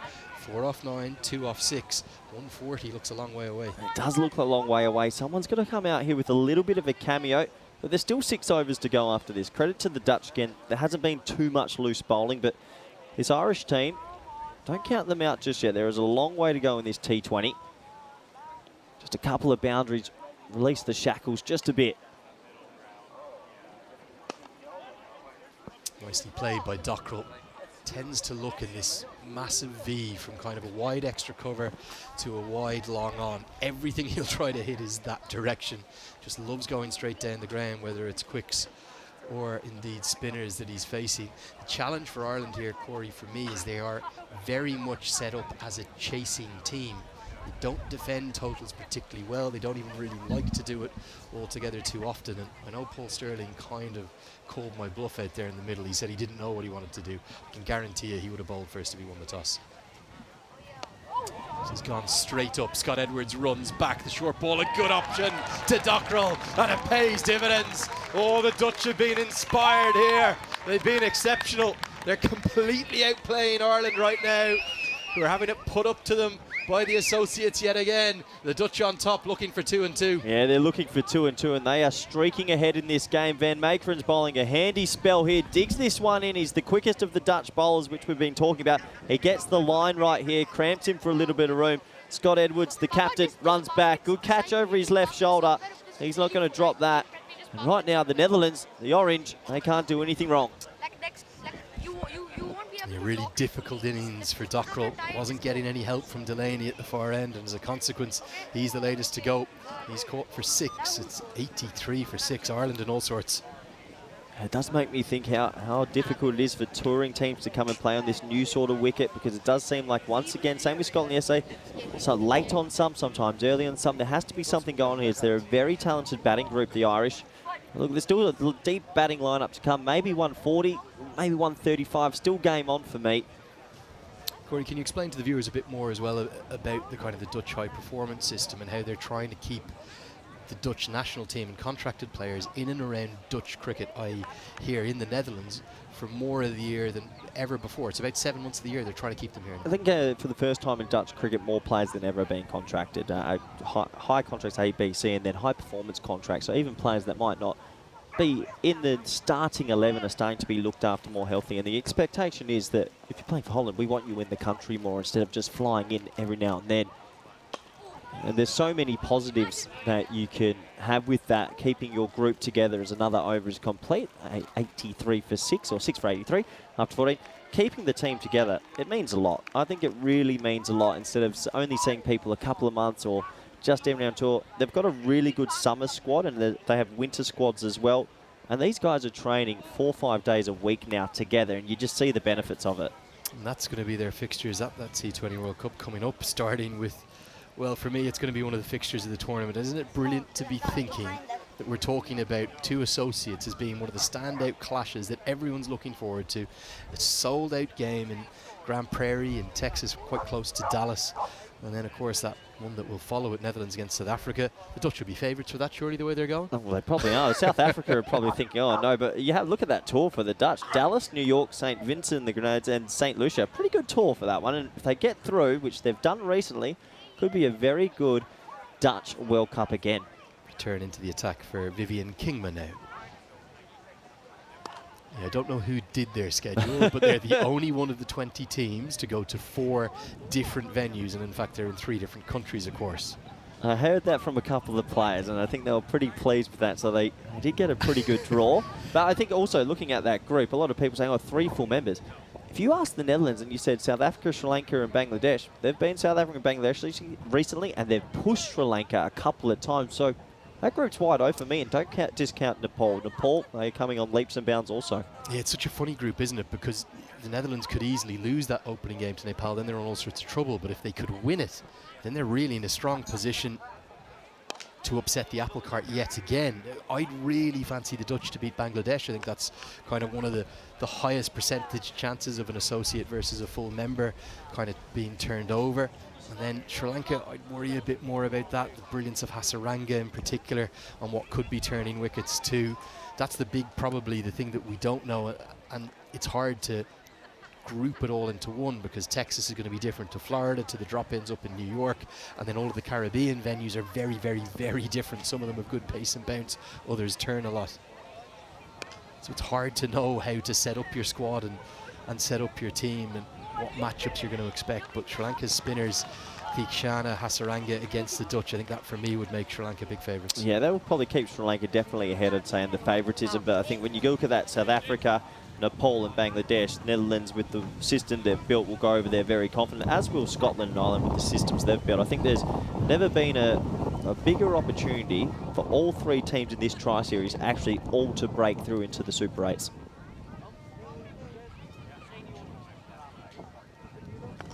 Slower ball picked and clubbed down the ground, just one bounce, straight as anything. And Mark Adair, well, he's a fantastic ace to have up Ireland's sleeve at number 8. He possibly hits the biggest ball of them all. When he hits it, it goes a long way. Career best last summer against Scotland. And this is a lovely way to get him going. Yeah, lovely shooting, isn't it? Slow ball, just sort of floaty there from Vivian Kingma. Picked it perfectly. Nice shot down the ground for 4. Can that give them a bit of a lift and a big push in the last 5.2 overs? It's his go-to change-up, isn't it? The leg cutter. Kingma's comfortable bowling that. I was talking to him yesterday about his options. He says mainly leg cutter, off cutter, Yorker, or back of a length for him at the death. He does go back of a length, but Adair helps himself to more runs, hitting with the wind. And it's a little counter punch, a little 1-2 from Ireland's number 8 just to keep them in this contest. Yeah, one of the first times we've seen back-to-back boundaries in this innings. It's another sort of slow ball, maybe a rolling leg cutter. Pulled away, one bounce, 4 Buster Later's quick, but he's not that quick. 94 up now for the Irish. That deep batting order has been asked questions, but if they do get to that 140, 150, they'll take confidence out of their series from Pakistan. The bowlers will enjoy bowling here a little bit more than those small boundaries back home. Definitely game on. I suppose the other factor to remember, I know that the Dutch don't have Bas de Leede bowling or Freddie Klaassen playing right now, but Ireland have no Josh Little, and he's really their X-factor bowler. I think he's ended up on a plane yesterday back. Unless we get some breaking news from the Irish camp, we don't expect to see him in this series. Obviously, even though he played one game, he'll have a heavy workload travelling and training and playing in the IPL. And he's never played better ever in his career than right now. I think he'll be a real asset for Ireland, so they won't worry about forcing him into action here at Voorburg. 5 overs remain. The score 95 for 6. Andrew Leonard here with Corey Rutgers. Corey, just a little bit more on the Dutch side. How do they continue to punch above their weight, given that small playing population, about 5,000 players? I think also the coaching staff need to be given a huge rap at the moment. Ryan Cook, Ryan Van Niekerk and Heino Kuhn have come in for the last couple of years and probably just Ryan Campbell did a fantastic job.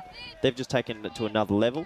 And the way that they've looked after these boys and built this culture, it does really feel like there's a spirit and a great team culture at the moment. They seem to be able to keep punching above their weight, but they don't feel like they're punching above their weight. They believe they truly belong. And that belief of saying, we're not associate, we deserve the name to be there with you. That belief has just flipped things, and they're just putting out consistently better performances. Daniel Dorham. He's a change of ends, and Adair lines him up through the offside. This is a bit more like it from Ireland, and Mark Adair's batting, well, it's such potential. It's shown flashes of brilliance, very nearly on the honours board of the century at Lords. He came up, I think, 14 or 15 short. He's a good ball striker. Brilliant shot, just backing away to the leg side and accessing it over cover. Cover's gone back now, cover point into the ring. Looks like the Dutch are going to stick with that 5-bowler policy today, so Pringle will still have to bowl one more. That could be an over that Adair will target as well. Yeah, very interesting indeed. Usually Edwards does like to use 6 or even 7 bowlers sometimes, so expect maybe Pringle to bowl the next. Adair's looked good since he's come to the crease, 14 off 7. Quicker through the air this time. Just building on the point about Dutch expectations and very much feeling that their wins are not upsets. ripples of applause as the 100 comes up around the field. I caught up with the boys in Bangalore just before their final World Cup game against India. I was just transiting through, coming from Nepal, of course, as I spent so much time there, and got to go out for dinner with a few of them that evening, and they were telling me they were disappointed with the World Cup that they'd had. And that was after wins over South Africa and Bangladesh and really good performances. They thought they left a couple of wins out there. And that's the belief that there's just, it's so integrated into their system and their culture at the moment. Every game they truly believe they belong and they're going to win it. Lovely shot out to deep cover point for a single. So, yeah, that sort of belief that you have in the past, it felt like, oh, the Netherlands have won a game against England at a T20 World Cup. It's amazing. It's a miracle. Yeah, it's not that anymore. Yeah. It isn't that anymore. It's belief. It's this confidence amongst your peers that you can consistently play cricket at the top level. And you're showing that again and again. And good work from Levitt is going to allow Durham to get out of his spell without any further damage. Good figures, just his second T20I. 2 for 27 for him. It gets us to the end of the 16th. 101 for 6.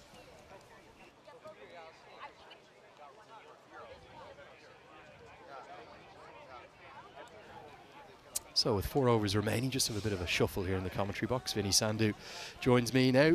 Netherlands on top, but Ireland with a flying finish. 140, maybe 150 if they play really well, could be competitive. No doubt, and never judge a game in the first half either, but I've got to say they have kind of picked up those key batting threats, I suppose, in the top order. It kind of takes that huge chase out of the equation. It might be kind of average or maybe slightly less than average the way things are shaping up. Really interesting just hearing a conversation with Corey, and I can kind of feel that belief as well in the Netherlands national side over the last few years, and that sense of belonging and that sense of confidence has come into their lineup. But it is a challenge to retain their players for the majority of the year here on home soil. Yeah, I just love the way they play their cricket, the sort of the brand of cricket they have. All the talk in the 70s and 80s was of total football, wasn't it? I think the Dutch actually play their own brand of kind of total cricket. They field wonderfully well, they run between the wickets as effectively and enthusiastically as any team that you'll see. And they just try to manage all their 1%ers right on cue. Another run saved in the field. They make the most of all of their ability. Brilliant to watch there. It all adds up in the end, doesn't it? And interesting for me that they haven't given Vikram an over yesterday. They did that yesterday, didn't they? To just give that flexibility with some choices at the end of the innings. And there's Vikram there right on cue. I thought something they might have done, but they seem to have locked themselves into the 5 bowlers at the moment, with Van Beek to bowl out here. Then you've got Pringle for 1, you've got Viv Kingma for 1, and Van Meekeren for 1. No one really has been very expensive so far for the Dutch. Yeah, it's interesting for me that the ECN supercomputer, Vinny's saying that it's a 1 in 3 chance for Ireland still. I think most fans would watch this thinking the Dutch are 80-20 on top. Yeah, that's right. But it takes into account a lot of things, doesn't it? The previous performance, the players you've got on both sides, the individuals.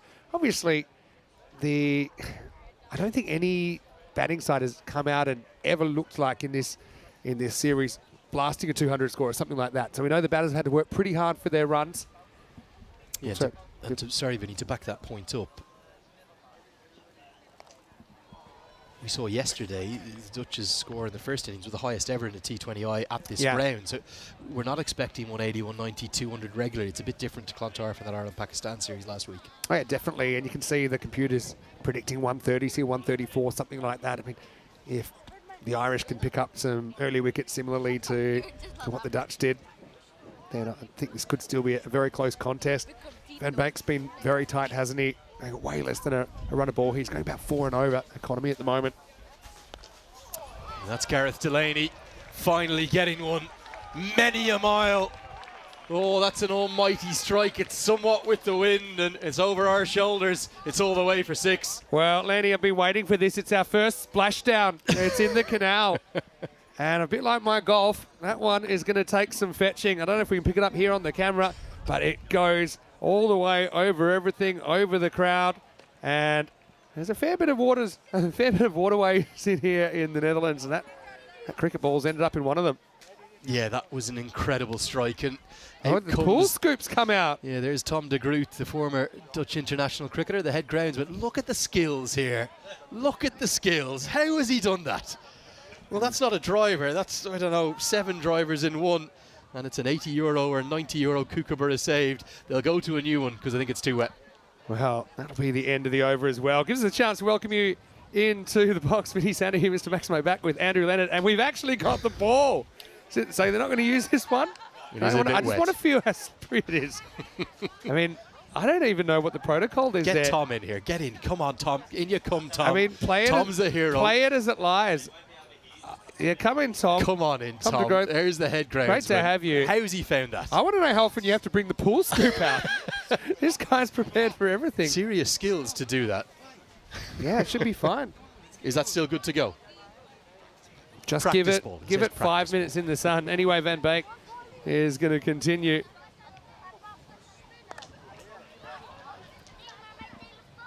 Yeah, completely miscued this time. Won't quite carry. How brilliant is that? We always say you should love your groundsman. Well, get him on to ComCam. In he comes. What a legend. Former Dutch international. He's a lovely guy, Tom, but I just love how he seems prepared for absolutely every scenario. And it's not even a matter of, oh, let's go find out where the pool scoop is. He had it right there, ready to go. Well, Vinny, I know you know your social media. You've got to get the team onto that. Get the 6, get the pool scoop, and get Tom coming into ComCam. There's a lovely package. I was pretty surprised about how good that ball felt, considering it just got very wet. This is what's coming up tomorrow, of course, on ECN. We have 3 concurrent tournaments. We're in Estonia for the European Cricket Series at the moment. It's the last day of group action there before they start round 2 on Tuesday. Tallinn Stallions versus Tallinn Rising Stars. Got Tartu teams involved as well. Tartu's about a couple of hours outside the capital, Tallinn. And we had a bit of a crazy one today. 244, the second highest ever total in a T10 on ECN. That's a good score. What's T10? What? T10, yeah, you heard me. Yeah, I'm struggling That's a good T20 score. Struggling to get 200 here, but you can just flick over tomorrow early in the day. Here's Van Meekeren coming back to bowl out. Delaney goes downtown again. He's finding a bit of rhythm. May not quite get to the rope. It will. Took a long time to get there. I suppose with mid-on up in the circle, there's going to be a change now. Delaney just finding a little bit of a flourish. I thought perhaps they'd put that wet ball back out there because it seems to stop pretty quickly, but I think this is kind of the wind. The wind is kind of coming towards us, the main camera, and a little bit left to right as well. That one just kind of held up, hit it with a bit of backspin, I think. It did just get to the rope in the end.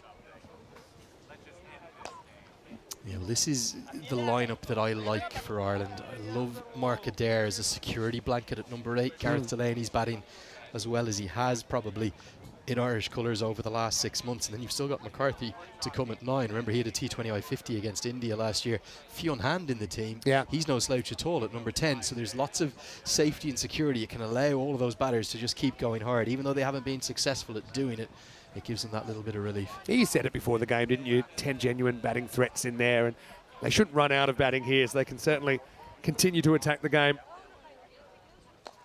Just a quick shake for Estonia as well. There's a tiny Irish link there. Kevin O'Brien has been out there a couple of times. I think he's had 2 trips being brought out to do some coaching. I know he's the assistant coach of Italy currently, but he has done a bit of work in and around the continent, been to Germany, been up to Estonia too. It's a great facility there in Estonia. And one of the issues there, the season is pretty short just because of weather. They said they did try and start the season in April once, but the ground was completely covered in snow, so that was a problem. But right now, it's a pretty interesting series over there. We're getting loads of Irish viewers who might not be regular watchers, let's say, of the ECN. We're just talking to Corey about the growth of Dutch cricket. What about the growth of cricket on the continent? How many countries are you in across Europe? Yeah, I mean, look, we, on ECN now, we have the Euros of Cricket in the T10 format in September and October. It features 32 nations in 2 divisions this year, so there'll be a promotion relegation system. Of course, the Irish 11 have played in that, made the top 4 last year. Essentially an Irish development squad that plays in that, but we have seen players like Matt Humphries, for example, then going on to play Test cricket. And a lot of good young players playing in that. And I suppose it's just about kind of making cricket more accessible and opening up to new audiences, non-traditional cricket playing audiences. Really clever from Mark Adair. He's going to get 4. Just an uppercut. Didn't try to extend or overhit. He didn't need to because the pace is on the ball from Van Meekeren. Nice little cameo from Mark Adair. Yeah, it's interesting. Took a big risk there going that short ball outside the off stump because there was no deep third back. And it's interesting, earlier in the over, it seemed like he wanted to bring his long on, long off, kind of straighter and back and setting a field essentially for a full delivery. But then with the mid-off coming up into the circle, it didn't really pan out the way that Van Meekeren wanted. Last ball of his spell coming up. You could see Van Meekeren's reaction there, couldn't you? A really great shot from our camera team. I don't know whether he was annoyed at himself or annoyed at maybe the stroke. He just grimaced, didn't he? And he's asked Durham to come a little finer, almost sort of catching fly slip rather than a short third now. Not any power from Adair, but it's not going to carry. He'll keep the strike. Rounds out his spell for Paul Van Meekeren. Very impressive today. 2 for 27, the same figures as Daniel Durham. Ireland 1-2-2 for 6, needing a big last 2. Yeah, just going back to cricket on the continent, obviously the Netherlands and Ireland and Scotland, they're real leaders, I suppose, amongst this kind of next wave of countries. Corey, who we just had on the commentary, coaches Spain. They've just cracked the top 30 in the world for the first time. Outside of these three here, I suppose I saw a little bit of them in the T20 World Cup Europe final, the kind of regional final for that last year. I think the qualifying sides were Italy, Germany, Austria, and one other that escapes me off the top of my head. But who is it that's coming up beneath them? Spain, quite good too? Spain, yeah. I mean, Jersey are there. Jersey, let's not forget Jersey. Yep. And they've now cracked ODI cricket. And I know that was a big moment for them last year to play in the 50-over format, the highest level. Italy are a good example as well. I think Italy are an emerging side there with some quite seasoned professionals amongst a smattering of locally based players as well. And they're so-called, we call them kind of rogue sides. They're sides that are very dangerous. I do think you saw, there's got a bit of National Geographic here, but the geese in as well. Nice work from our crew at Spring Media. I think that's in the athletics track there, Vin, isn't it? They're very, very good. And here's Kingma looking to bowl out here in the 19th. Adair is set up outside off stump, and that's why he is going to smash that miles and miles. May well still be going out there. Kingma said it's the death where he has those few issues. Starts with a low full toss, hammered for 6. Yeah, and it wasn't even that low of a full toss. It was proper kind of baseball kind of length, wasn't it, from Kingma? And if this one was a movie, it'd be Gone with the Wind, because as soon as he hit it, that was flying miles out of the ground. Excellent strike. And it's exactly where you want to hit. That wind is piling across the ground still. Adair goes straight down the ground towards long off. Not going to carry to Tim Pringle. It'll just be a single. Kingma gets away with the full toss this time. They've left Pringle to bowl the last over, and you assume he would. So spin in the last is probably the plan. I think that's a really good point. And if you could find a matchup that Gareth Delaney in particular would want, actually I think Mark Adair will like it too. It would be left arm spin in the 20th and final. I wonder, is this a bit of a misstep, a miscount potentially from Scott Edwards? Yeah, I suppose we tend to make a lot of that first innings. I suppose a death over is a death over, so to speak. Anyway, here's Kingma with 4 balls still remaining in his spell. It's the 3rd consecutive full toss, skews off an outside edge, and oh, it's a brilliant catch. And it's Max O'Dowd who's saying it's not out. Yeah, he fires it in. I thought it was in celebration, but obviously that's hit the turf at some point. Fantastic honesty and sportsmanship from Max O'Dowd. He'll be disappointed if he hasn't held on to that one. Oh, a lovely moment. He gets a big round of applause too, and a thumbs up from Gareth Delaney, and thanks. Great spirit of cricket on show here, because for all money, this looked out, Vinny, didn't it? It did, but let's have a closer look at it. Yeah, I mean, we couldn't see what happened when he turned around. You could actually see him pick up the ball off the ground. So, yeah, that's sportsmanship in the first degree. It looked like Kingma was going to be 3rd time lucky on the full tosses. Let's see if he can find the pitch here. This is really good batting. Adair and Delaney combining effectively for the 7th wicket. Ireland finishing with a real flourish. 150 very much on the cards now, and it's mainly thanks to these two. And how about the outstanding power here from Mark Adair off the back foot to generate that pace? I wouldn't say it's a very fast pitch, but he punched that off the back foot through extra cover region. No chance for the fielders.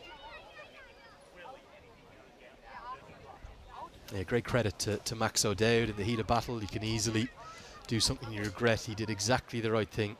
Lovely spirit of cricket on show. They all know each other very well, these 3 European sides. But Adair, the cameo's turning into more than that now.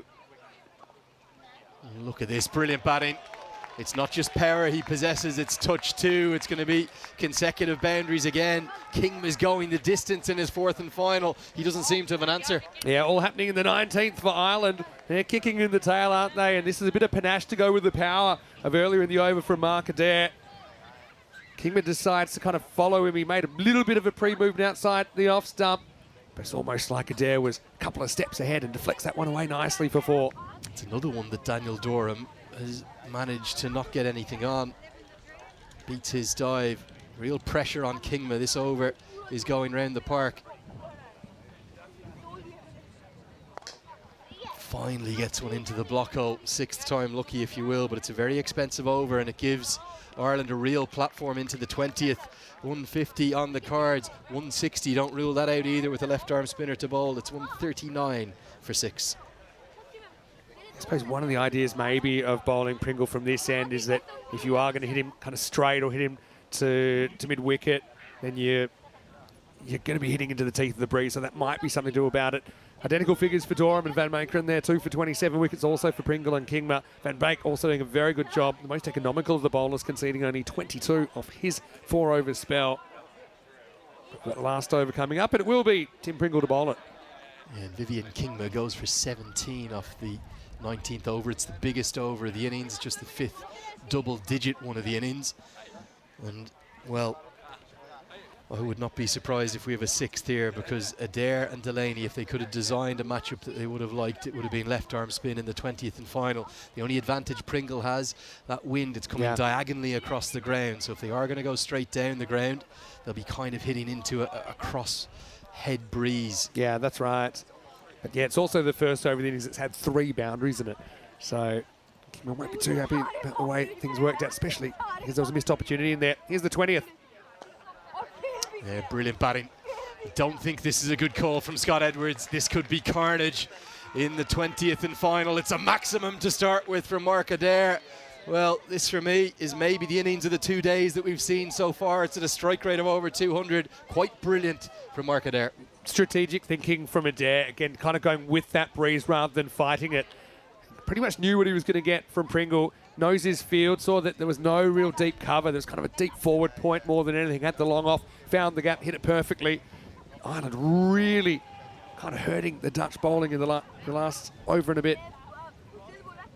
Mark Adair, for so long, is batting. It didn't deliver on its initial promise. I think he got 30 odd on debut and then played 90 games after that across formats. And that was still his highest score. It's another misfield from Dorham. You won't believe it. He has had a shocker of a day in the field. That's the 3rd, if not the 4th for me. That should have been stopped. Instead, it's 4 more. Yeah, Dorham at the moment, he's a proper throwback, isn't he? I know he's compared to Roger Harper with his bowling action yesterday. Maybe the fielding not quite the same, unfortunately. This is one, again, it probably should have been kept in the infield. And what a time to bring out the reverse as well. Once again, kind of going with the breeze. Tries it again this time. No luck, but the Netherlands leading in this game still, but only by a whisker now with this fight back from Ireland at the back end of the innings.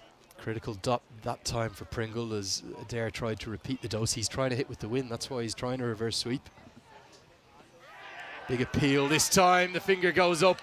Adair just shy of what would have been a 3rd international 50 to go alongside those innings at Lords and the Grange up in Edinburgh last summer.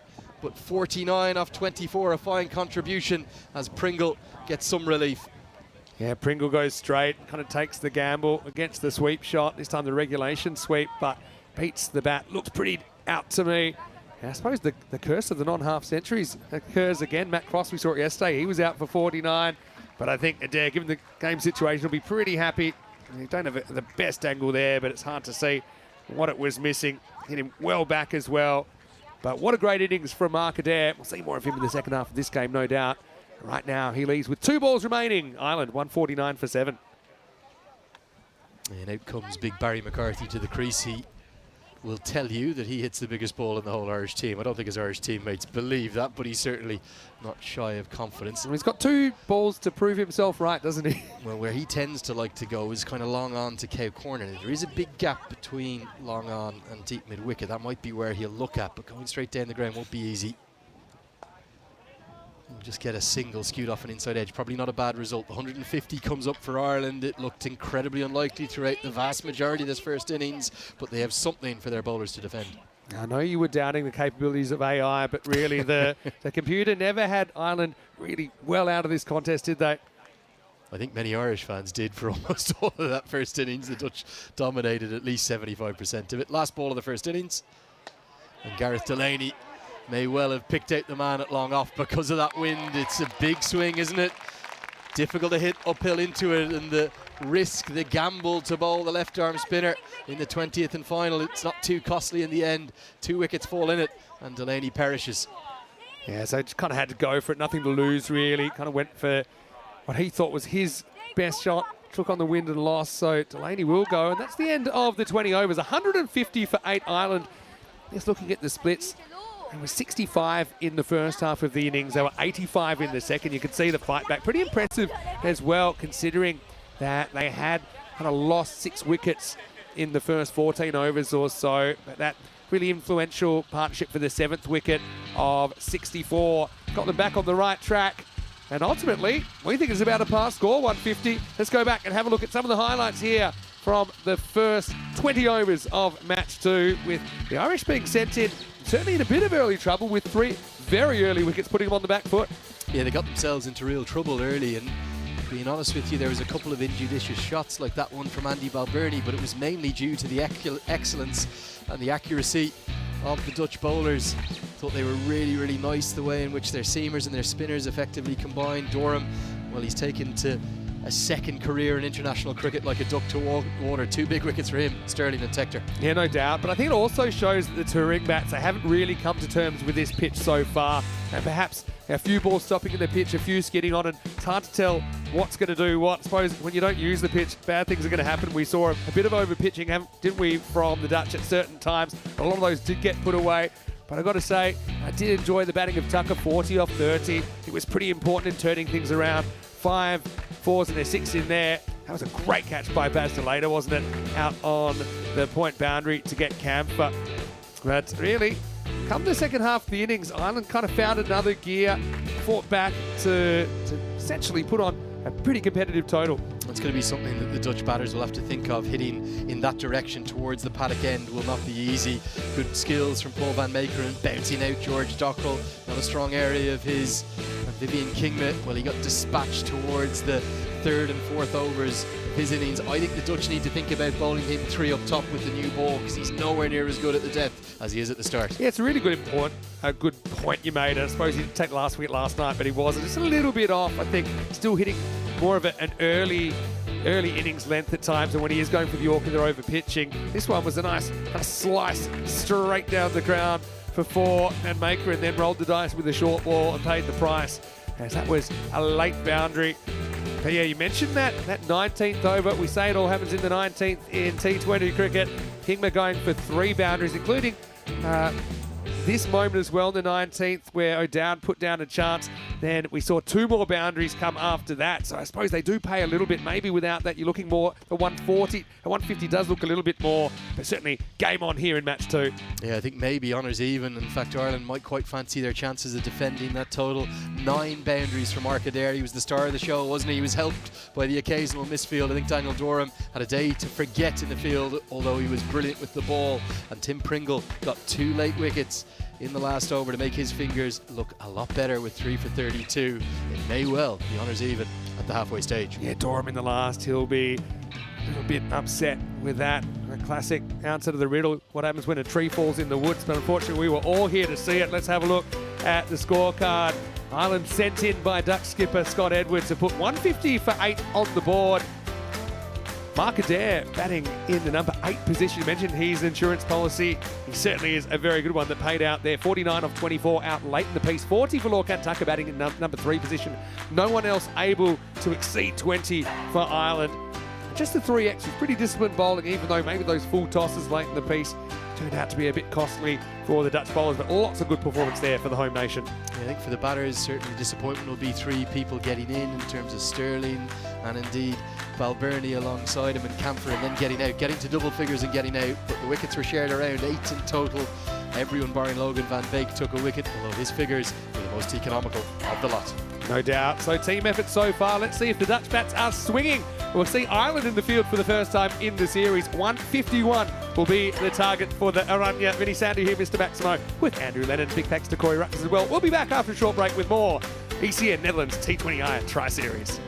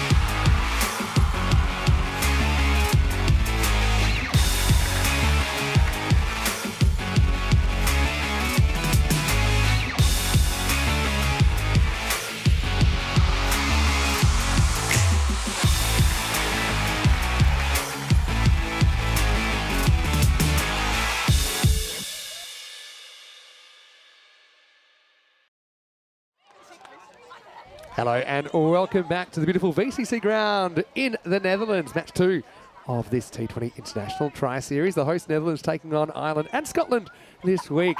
Final preparations for the T20 International World Cup in the West Indies and USA. In just a couple of weeks' time, Vinny Sander here, Mr. Maximo for ECN on a sunny Sunday afternoon. And joining me once again for the chase is Andrew Leonard. 150 exactly for Ireland after being sent in match 2.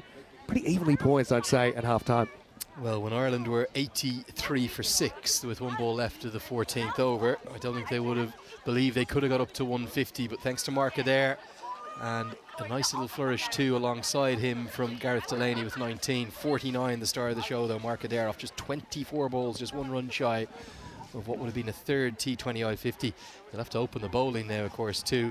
And alongside a good contribution from Lorcan Tucker, the man on your screen, who made 40 off 30 deliveries. Has given Ireland life in this game. I don't think they're ahead, but I think if they bowl and field well, they could just possibly defend this total. It's interesting, out of all the opening batters we've seen so far in the series, we've seen 6 of them. Levitt's the only one to really be able to take the game on and win early.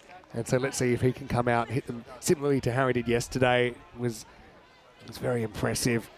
And I'm not sure how much Ireland will have seen of Michael Levitt in terms of their playing personnel. I know Scott Irvine will have crunched all his numbers and he'll probably have watched every ball. He's at a flying start to the international game. What can he do against Mark Adair? Been in great form domestically. Corey Rutgers has been telling us all about that. And I think if anything, the Dutch, they look comfortable and confident in their position. They've done the business in the first half despite that good finish from Ireland. They should be confident of chasing this down. Yeah, I think so, and especially, we talked a lot about the fact that they have experience on this pitch and recent experience. I think they're just a little bit more comfortable in their own backyard. Adair searching for an early wicket, floating slip in place. Does find the outside edge, but it's wide of Paul Sterling, who's the one catcher in there, and good running will get them back for a couple. I know we've said it a few times, Vinny, but a big shout out to the Voorburg team. There's got to be over 1,000 fans in here. They only found out about this series about 10 days ago when it was switched across from Amsterdam. It's a brilliant facility run by great people. What a lovely community here.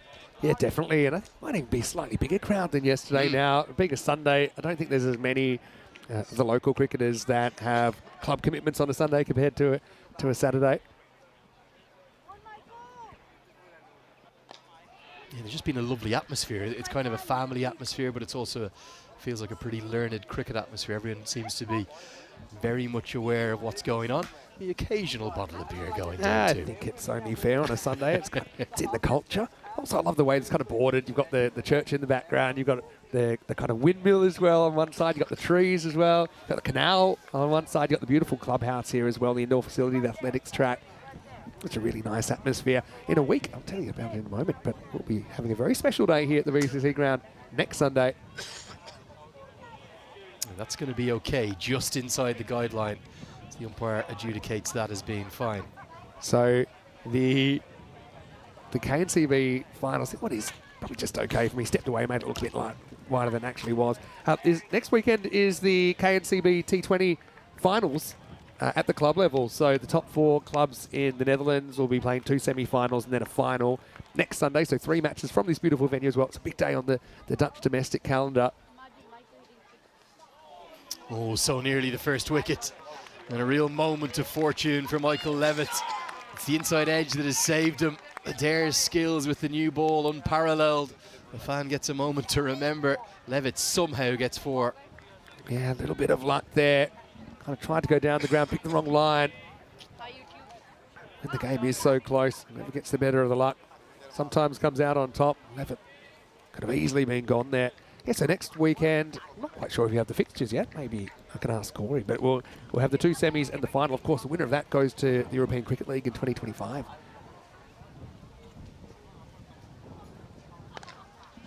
Cut away, pierces the infield. Sterling tries to get something on it. But it'll be Harry Tector and Gareth Delaney who have to combine, and maybe a little bit of acrobatics. The end result will be run save, but that only tells half the story. Great fielding from Ireland in the deep. Wow, classic case of the 3 amigos here, and we do spend a lot of time in Spain. This is unbelievable fielding. I think it's fine. You'll see it knocks it up. It's only the first touch that's really in question, and that looks clean to me. And from here, there's no doubt. And then you can see takes off inside. I mean, that's something that you might see at the Harlem Globetrotters, never mind a T20 International here in the Netherlands. But this is amazing. Uno, dos, tres. Third in line gets the ball. We were talking about something a little while ago as we get to the end of the first over, 9 without loss after 1. But we were talking about the fact that we would maybe like to see catch assists come into the game, because now that you see kind of boundary catches, often they're completed by more than one fielder, similarly to how we credit a run out on ECN to the last 2 fielders touch the ball. And someone said, well, why only the last 2? And I realised I'd never seen a team catch involve 3 fielders. That wasn't a catch, but it certainly did involve 3 fielders in the action. Well, if that had ended with the run out, it would have been incredible. Barry McCarthy to take the new ball, paddock end. And he starts down the leg side. Tucker does just enough to keep it to just the 1 wide that would be signalled. Yet Harry Tector, very fit and fast and agile, combined with Gareth Delaney and then George Dockrell. You talk about hunting in packs in the field. That's exactly what your coaches would want you to do. Good work from Ireland. And McCarthy excited to see him bowl. He's bowling with the wind at his back as well.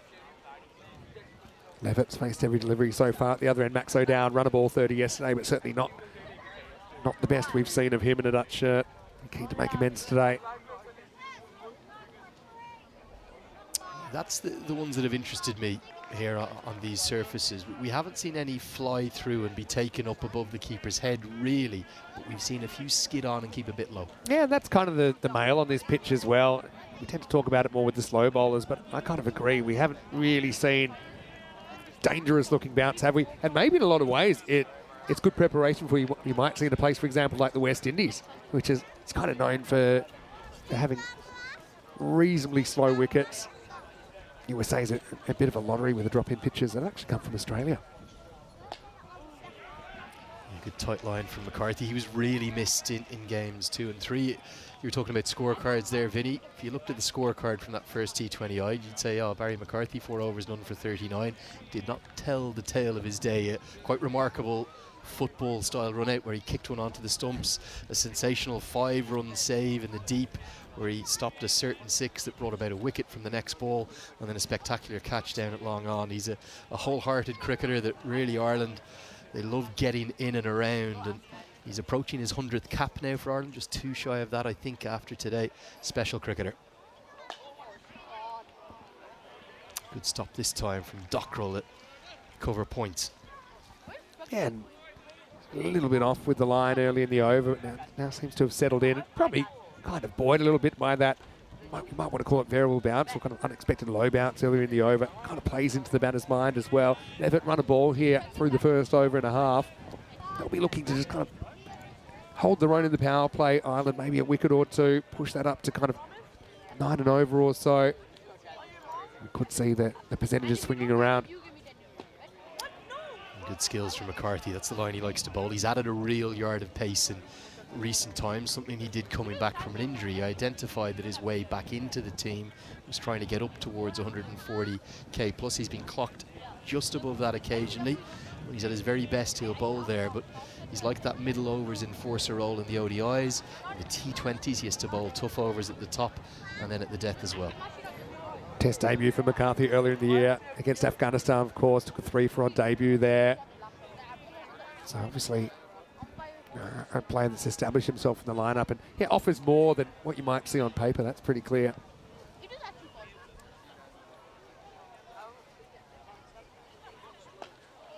Really good lines here from McCarthy on that Test debut. It also is in Ireland's first ever Test victory. Yeah. And for those who watched that game, it was the 3rd morning in Abu Dhabi, and there was a really stiff breeze from one end of the grounds. It was very clear that all the seamers, Ireland 4 seam options, would want to bowl from one end. McCarthy stuck his hand up that morning to bowl unchanged 9 consecutive overs from the uphill into the wind end. I think he got 2 wickets in the spell, but one of them was with that trademark McCarthy roar in celebration. He kind of turns himself into the Hulk. And he quite literally put his team, his nation on his shoulders that day and actually bowled Ireland to a Test match victory. Adair was the player of the match, as this one goes just over Adair's head, but it was McCarthy who had a huge role to play in that first ever Test win for Ireland that many of the players have referred to as their favourite moment ever in the game. And it doesn't surprise me at all. End of the over here, 12 without loss after 2. McCarthy only going for 3 in that over. The last ball saw 2 in a fairly unconvincing fashion from Levitt. This is the table, of course, with the Netherlands getting over Scotland 167 to 126 yesterday. They head up the table. Scotland will see them again tomorrow against the Irish. Double round robin format. Each team will play 4 matches, playing each of their opponents twice. Now, if he is the Hulk, he's certainly wearing the right colour, isn't he? Barry McCarthy, he'll be very happy with that start. Yeah, he's just got this kind of habit of being involved in big moments. Not quite a Freddie Flintoff character, but there's kind of shades of that to him. And when he's good, Ireland tend to be good as well. Adair in for his second now. Mark Adair, he's had a brilliant 18 months or so. Probably longer than that, actually. 24, 30 months in international cricket. Balbirnie with the fielding. Ireland's fielding outside of the 3 critical drop catches against Pakistan. It's been much better over the last little while too.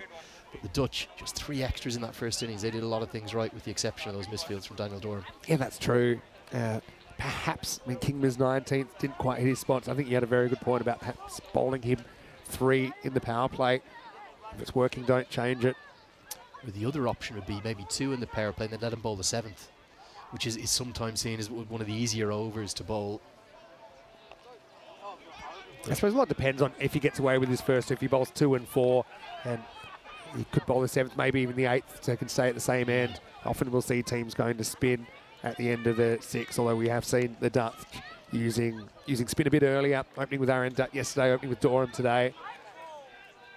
But yeah, pretty even contest here. Netherlands nose in front, but Ireland just feel like they're a couple of wickets away from getting back to parity. And certainly, all of a sudden, that 60-40 feel to the game is very much in play, isn't it? O'Dowd had a very turgid stay at the crease yesterday. No initial signs that that's going to be any different today. 30 off 30. You look at a scorecard, you think, oh, second highest score in the innings, but that doesn't really tell the tale of the day. And especially when you consider that he's been one of their premier performers over the last 3 or 4 years in the orange shirt. But it is still, I suppose, reasonably early in the European season at least. Not going to read too much into one performance. Does have that interesting kind of almost baseball-like setup, doesn't he, though, Max O'Dowd? He's made his own. Inside edge again, and Levitt once more fortunate to survive. Ireland are just keeping things tight, keeping things simple, applying some pressure to the Dutch early. Yeah, that style that O'Dowd has, the only one in world cricket I can think is similar is actually Gareth Delaney. Yeah, that's a good point. I suppose he's very still, and that's something that you see. Sean Marsh, not quite the same, but also a player that kind of would start with the bat horizontal. Graham Gooch was another one going back, but nothing quite like the kind of angles you see from Max. That one might have just kept out a little bit as well from Adair. It's an off-cutter. Good skills from Adair. He's showing them all off. Yeah, I'm so happy to see Gareth Delaney back batting with fluency. Lovely shots in the crowd here. Andy Balbirnie, it's off camera, but he's in the crowd signing some Dutch shirts. Irish very much getting into the spirit of this festival feel to the game. But Delaney's return to form is just so important, Vinny, because he had a real difficult patch where his technique was questioned. He tried to tweak it, but he's gone back to what he knows now. He's batting as well as he ever has. And he'll have a role to play too with his leg breaks today. Yeah, beat yourself, I suppose. What gets you so far, as the Netherlands still fairly quiet so far. It's 14 without loss after 3. Yeah, there is something special about this ground. I know it's only my second day here, but rapidly turning into one of my favourite international venues. I think the other thing the KNCB deserve credit for, playing these games at 5 p.m. local time, it just makes them really accessible. Yeah, I think you're exactly right. And no mistake in the Netherlands. They're playing the Saturday and Sunday fixtures here. I imagine a lot of the cricket lovers that can do, they'll be here tomorrow night to watch the Ireland versus Scotland match. First time the 2 visiting nations will lock horns. Got the rest day Tuesday before we pick it up Wednesday, Thursday, Friday. This pitch will be used for 3 days, and then it's likely we'll move strips for the 4th, 5th and 6th matches. That one about 3 or 4 pitches to the left.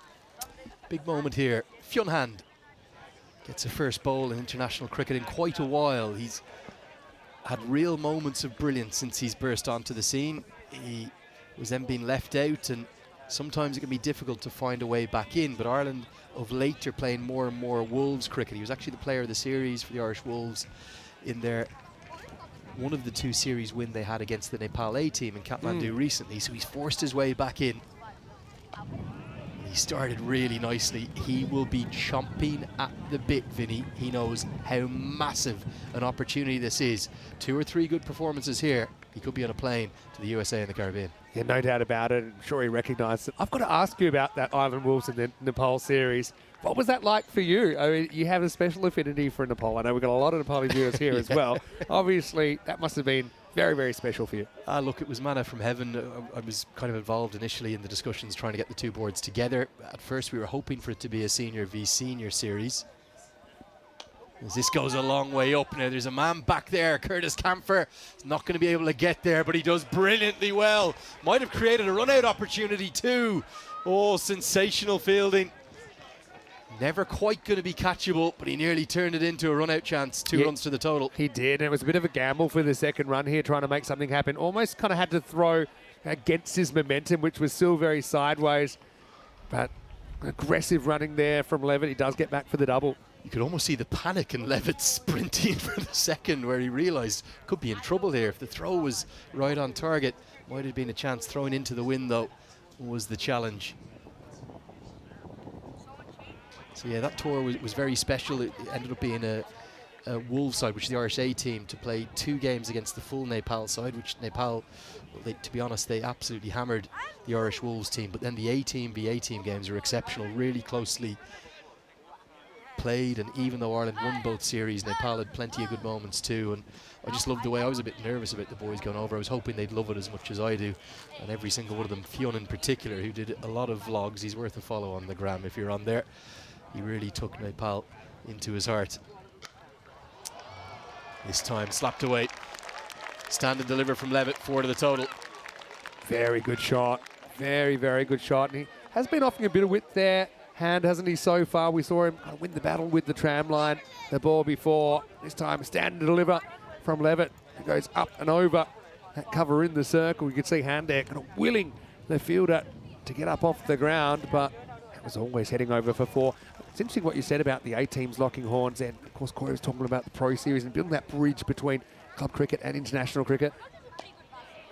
It's something I think that all countries are in a unique situation. They have to try and find their own solution. Obviously, the chance to travel internationally is very important as well, to see how local players handle different conditions. End of the over here right now, Netherlands, 20 without loss after 4. Yeah, and it's not just the travel, it's the exposure to different conditions. And you know, for Ireland to go out and face so much spin like they did in Nepal, they weren't facing big 6'5" Dutchmen coming in and bowling fast to them. They were facing mainly Nepali left arm spinners, and plenty of skills with them too. So there's been a bit of talk in Irish cricket over the last 3 or 4 years about the dearth and the lack of Wolves cricket, but there's been a real move towards getting more and more of it. There was an emerging team side that went out to the Caribbean in October, November, and now a West Indian team will come to Ireland this summer to play against a similar side, and the Wolves had that great tour of Nepal, as Barry McCarthy will change ends. Again, another one just keeping a wee bit low. How's this one miss, Vinny?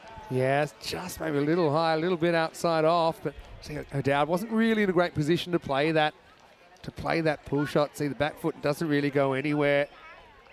Maybe a bit fortunate to survive. You can see also he's keen to make things happen, isn't he, Max O'Dowd? Always needs to get on a little bit of a run, maybe a couple of boundaries. Just turn his confidence around.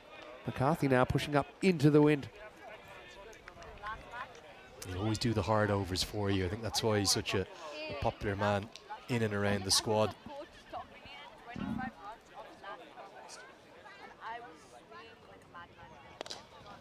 Driven with real positivity. And finally O'Dowd gets something to get his account going. And he kind of takes matters into his own hands here, doesn't he? Probably got the exact ball that he wanted here when he was on the charge, turned it into something drivable. So O'Dowd takes matters into his own hands, and then a little bit of a scurry from some of the younger Dutch supporters to handle the match ball. There's Paul Stirling. Just a quick word on Paul Stirling, something that he completed against Pakistan. We probably didn't talk about it as much as we should have, though. As this one is Now cut away, almost driven off the back foot on the up. Extra pace from McCarthy right into the middle of Max O'Dowd's bat. Yeah, what a shot from O'Dowd, and what a difference one ball can make. Got one out of the middle, now he's got two, and right on cue, Max is turning this power play around and turning it into something productive for the Dutch. Yeah, Paul Sterling, with his appearance in the second T20I, went to 390 Ireland caps. That is now breaking and has broken the record of Kevin O'Brien. Not just the most capped Irish cricketer, but the most capped Irish sportsman or woman in any sport in the history of the sport, of all sports in our country. Phenomenal achievement from an incredible player, Paul Sterling. We'll see if we can bring him to you again in a moment, but it's just what an achievement, a legacy that he's left. He'll almost certainly, fingers crossed, no injuries, he'll be the first ever person to go to 400 caps, and that's quite something. Unbelievable. And who knows, with a World Cup run, it might be during the World Cup next month. That's a good point, Vinny. So, okay, if he plays the 4 here, it's 391 today. That would get him to 394. I think they'd need to get to the Super 8s. But you might just have called something in there. If Ireland could go on and beat Pakistan, they'll have to play well, of course. That'd be a lovely way to do it. And he's such a modest guy. He's someone who doesn't look for the limelight, but occasionally he really deserves it. That's a very good point you make. And you know, very excited to have a player of that calibre, and he's in good company here as well. But on ECN, obviously, promoting European cricket, and you couldn't really find a better example of European cricketer than Paul Sterling for what he's done in the game, tracking that Irish run up to full member status and to be able to play Test cricket, be competitive, to win a Test now, and setting things up for the next generation of young Irish cricketers. He's a great role model. He's had a really impactful start as captain as well. I have to say that the Irish boys across all 3 formats have played it very much in a different manner to the final stages of Andy Balbirnie's reign. That's no disrespect to Andy Balbirnie, he was a great captain for Ireland too, but they just seem to have been freed up under Paul Sterling now. Very positive intent in everything they do. Very happy group. Yeah, for sure. It's a great adventure they've got ahead of themselves as well. You can imagine with the 20-team World Cup, and hopefully expanding even further in the next few editions to Ireland. They should be a fixture there. Last ball, the 5th over coming up from McCarthy. Floods into the pad. Is there some bat involved? Lorcan Tucker was interested momentarily. It gets us to the end of the 5th. No wickets for Ireland, but the Dutch just being kept in check. 30 for none the score. Yeah, run a ball through the first 5. This one just kind of beat him for pace. I don't think there was any bat in it, but Levitt, not quite the fluency we saw from him yesterday. Let's welcome you into the commentary box. Vinny Sander here, Mr. Maximo with Andrew Leonard. Of course, great to have these discussions about the Irish team, of course, from you, but also just, I suppose, noticing the kind of sense of optimism and opportunity that these players are getting heading into a World Cup. Just now, though, we're going to talk a little bit of ECN news, of course. We've got so much happening right now. In fact, next week we'll have 4 concurrent series for the first time. So we're calling it May Madness, Lenny, because we're in Estonia right now. There's a Portugal night series. We're here in the Netherlands, of course. We've got the Continental Cup, which is a T20I series in Romania next week. We head to England for the first time ever. And then plenty more cricket as we head into June. So it's a pretty hectic time at the moment on the network.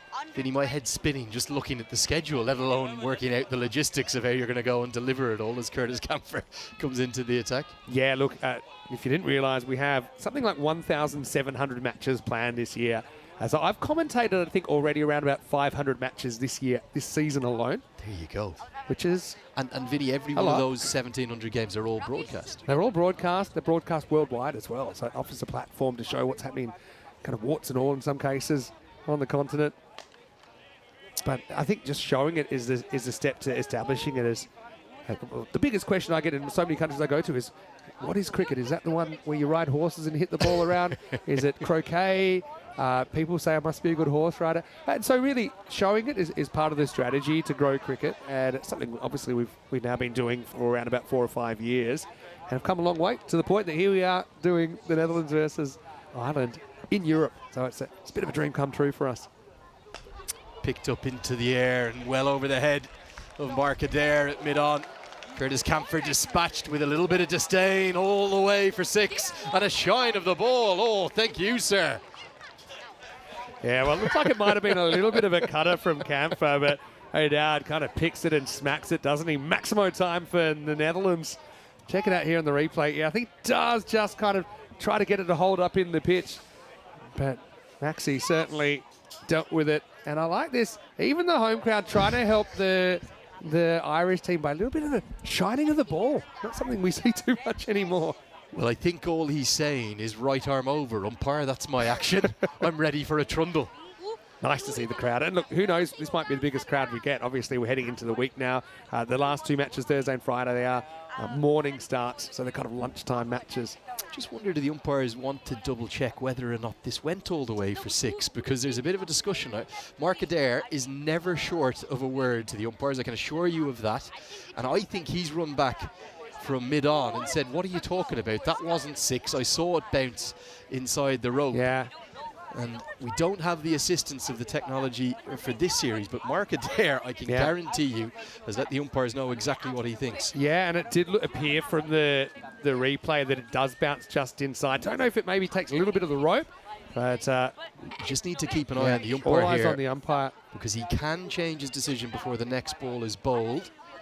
And it doesn't look like right now. It's still, I've got it still as 6, but again, there's some discussions going on. And I guess, who knows, 2 runs could make a difference in the end. This is a pretty tight contest at the moment. Yeah, we'll try and get official word from the reserve umpire. 6 is given and confirmed, and Mark Adair, well, he's not happy at mid-on. It's a long way from the camera. It does bounce pretty close to the rope. I don't know if they think that it's just flicked a bit of the rope on the full, but it does look more 4 than 6 to me. O'Dowd won't mind. That's runs for him.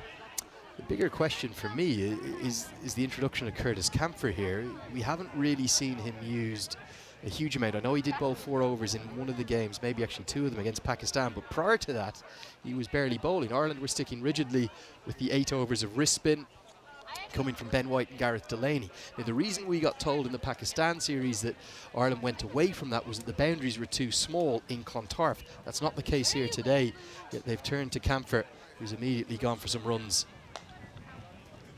And that, for me, is a very interesting strategic decision. They seem absolutely at pains, Vinny, to use a 6th, 7th or 8th bowler, despite Paul Sterling being there, despite Harry Tector bowling in, I think, 8 of his 9 appearances at the BPL in January in the Bangladesh Premier League. And George Dockrell is getting used less and less of late, which, given how well he's bowling, bowled 1 over for 5 against Pakistan across 3 T20Is, it surprises me. It continues to surprise me. Yeah, it's interesting, isn't it? Especially as this is a golden opportunity, I suppose, to trial those things out getting into the World Cup. Goes to the short ball. Now there's a man out there. This should be a catching opportunity. It's the subfielder, I think. Ross Adair has come on just momentarily for Andy Balbirnie, and he's got a catch to his name. That's why Camphor is bowling, says Paul Sterling. Ireland, they have their first. And Levitt, he was a bit of a standout at the top of the order yesterday and kind of seemed to have that timing, to be reading the pitch well, but he backs away slightly, pulls it anyway. There were 2 fielders waiting on that shot, and it's a simple catch taken in the end. And is that Ross Adair? I think Ross Adair on the field at the moment takes the catch. And so that will be the first wicket down. Levitt falls for 19 off 24. Not quite hitting his straps here. The score is 39 for 1 after 6. End of the power play as well. So Levitt kind of joins the list of openers that haven't quite been able to get motoring in the power play.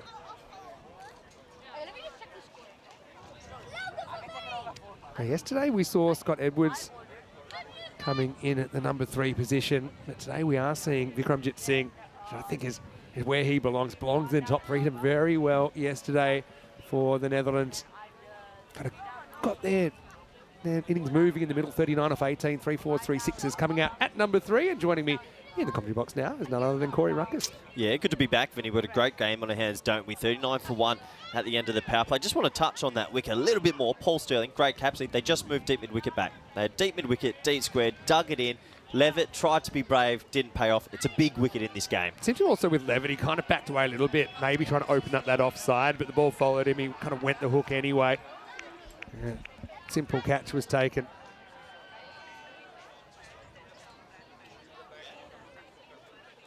And now, I know there are a lot of Dutch fans here as well, but I've got to say there's been a little bit of an Irish invasion, don't you think, Corey? Getting pretty raucous out there, Vinny. In my little break, I went for a bit of a lap, and it's starting to get loud from the Irish. Fionn Hand is going to bowl over number 7. Into the power play, 5 outfielders available. Stumps do the fielding this time, and that wasn't moving too far. How do you see O'Dowd's innings compared to yesterday when he really struggled to get going? Yeah, he's shown definitely some signs here. After the first 4 overs, actually, he was only on 2 runs and hadn't had much strike. He found 2 boundaries consecutively. A lovely straight drive, and then got a 6 away over deep mid-on, which a bit contentious could have been 4. So he's got flowing in this one. A bit more responsibility on him today. Whipped away this time by O'Dowd. He'll only get a single. So we'll see Vikram on strike for the first time. Wasn't he good yesterday? Yeah, he was probably the player that took the game away from Scotland in that middle period. Scotland were fighting back with the spinners in play, cutters into the deck. Vikramjit Singh's innings yesterday was exceptional, Vinny. I think he timed the ball lovely, played some shots over the offside that we were saying shot of the day. 39 off 18 yesterday. If he can imitate even half of that today, get himself in, Netherlands will go pretty close in this. And the Netherlands chose to chase. They're getting a chase here, aren't they? I think some talk as well that the Irish maybe haven't had the best record defending scores. Here's Fionn Hand. Vikram just gets a thick outside edge on this one. He's off the mark. Well, I think the Irish bowlers will enjoy bowling on this surface as well. Obviously coming up against Pakistan last week on quite small boundaries. They'll enjoy having quite straight boundaries, so at a long distance. So they'll definitely find themselves in this contest. They'll know Vikramjit Singh, O'Dowd, if they can get these two in the next couple, bring Edwards out into the middle. There's a Manuru still to come. Buster later, probably a big potential to come out at number 4, who's into the side today. It's an interesting matchup this game. Tucked away, but they've got 2 fielders guarding this side of the boundary. Turned for a 2, kind of bisected the fine leg in the deep backward square, and O'Dowd doubles back. Yeah, good running from O'Dowd, who gets himself into the 20s. A slight fumble out there at deep fine leg. So, game's well poised. Wickets column only 1 down for the Dutch. I think they'd take this start. I think Ireland would take this start as well. They haven't let them get off to a flyer. Middle over's the key here, I think. If Netherlands can't kind of find those multiple boundary overs at times, I think that we'll see this game kind of head back to a 50-50.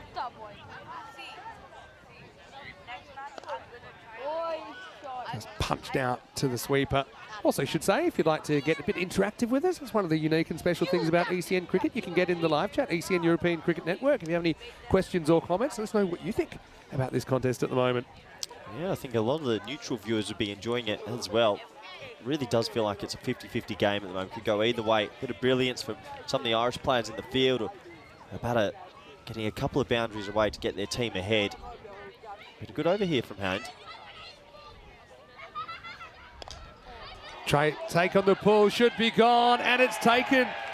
So, not able to replicate the effort of yesterday. Vikramjit Singh goes second ball for just 1.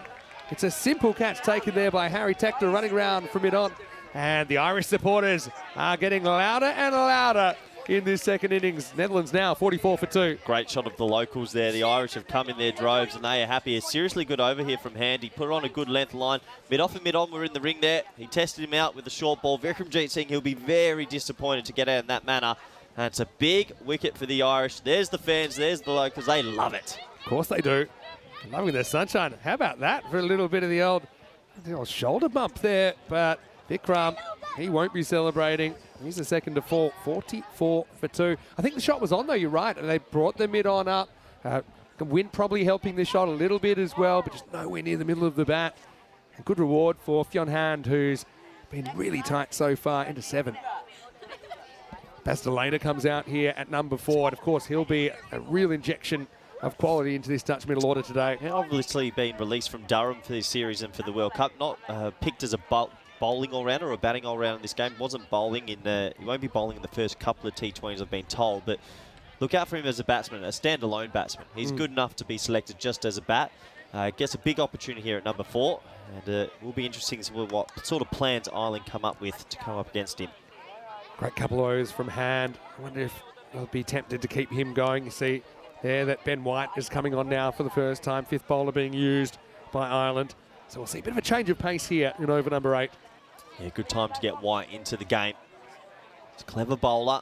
Bit of a traditional T20 field here. You've got point and cover pretty tight, trying to save ones. Short third and 45 in the ring. Everyone else on the rope. Just trying to get the field right. Interesting to see what that wicket does to the percentages as well when we see them. In fact, here they come pretty shortly. O'Dowd faces up in over number 8. First one's a rank long hop really down the leg side, and pretty well done by Ducker to make sure that didn't get past him. But now it does look like we're dealing with a genuine coin flip here in match 2. Well, look, it wasn't the most easy series for White. Obviously, the small boundaries in Pakistan got a hold of him quite a bit, but he'll enjoy that big, deep mid-off, deep mid-on. Just needs to put it in the right area, ask some questions. Much better this time from White. I think it's no mistake he's operating from that paddock end, where if you do want to take him down the ground, you're going to have to fight that wind. It probably is from where you stand as a bat, you're probably talking like a 77, 78 metre hit down the ground. Yeah, it'll probably take me about 3 club lengths to get it that far, Vinny. Especially with a bit of breeze as well. Not easy. You just got to work on your club selection. Anyway, O'Dowd, 21 off 16 at the moment, being joined by Bastelader. The Prince of Vorburg on his home ground. He'll be loving this atmosphere. Let's see what he can do. First one, not a bad shot at all. It's going to test the fielder, and he's not going to pass the test. 4 runs and a perfect start for Delader. Well, what a nice way to start Delader's series with the bat. Over-pitched outside off stump. He loves batting out here at VCC. It's his home club before he moved to Durham. And that's a lovely shot to open up the account. It's a really nice kind of breaking of the wrist there from Bass as well. He's had some breakout performances in the last couple of years in a Dutch shirt. Now pushes in the same direction, only a single. Well, there's a reason they call him the Prince. There's just you can see with certain players around there's a bit of ooze of skill and there's silkiness to him. You're right, Vinny. He played some many breakout innings in the last year or two. I know Ryan Campbell invested a lot of time in him when they first wanted to get Buss into the system. And if he can put on a good showing here, he'll get the Dutch very close to getting these runs. Also that partnership with Ryan, going to continue at Durham as well. That affinity they have developed his game a lot, I think. This one's kind of quick and pushed through, and O'Dowd will just work a single. Big opportunity for O'Dowd here as well. I know this year he's had a lot of starts. He'd love to get that big score over the line. He's got himself to 23. I think today's tempos looked really good. Some really nice striking. So he's got himself. He'd love to go on for a big one. Highland also, I think at the moment, be pretty happy with their start. They bowled quite tidily here today, Vinny. Driven, but not beating Sterling. He's still in pretty tight in there at cover, isn't he? Trying to keep that single. Creates a dot there. White recovered well after a slightly shaky start. Now Delader will get one down the ground. Apologies with the score just disappearing for a moment, but I'm sure it'll be back pretty shortly as White finishes his first over. Great atmosphere here. I mean, I love the windmill being here. It's like a postcard, isn't it, this ground? Also, I like the little bit of hint of America with the American food truck. Yeah, I'm not going to lie, that the hot dog stand got me a little bit an hour before play. I walked past and I finally felt guilty to it. At least none of it's on your jacket. I was going to say, though, yeah, a little bit of cultural adjustment. You know, when people used to go to India and you have to adjust to the food and all that? Of course. Smart. Absolutely. No, I went for a bit of a lap when I was off the air, and you can see the fans, some of the Dutch viewers out there with the orange floppy hats, and some of the Irish have flown over the ditch, and they're here as well. Quite a nice crowd's built up. I think it's a bit more than yesterday. I reckon we've cracked 1,000 today. Good to see. It's a perfect time to come watch. Evening fixture here in Vorburg. Loving it. Weather's been amazing as well. Score after 8, 53 for 2. There's Camphor. He's going to be swung around to this city end. First one's a deflection straight down to the deep third for a single. Delader certainly has kind of hit the ground running here, hasn't he, as opposed to some batters that have kind of struggled for touch early in their innings. Yeah, he's only had a small sample size of 5 balls, but all of them have shown a little bit of class. O'Dowd's 23 of 18, looked good today as well. They'll know, though, at 8 and over, they can control that rate. The odd boundary at the start of an over, nudge it round. They run very well between the wickets.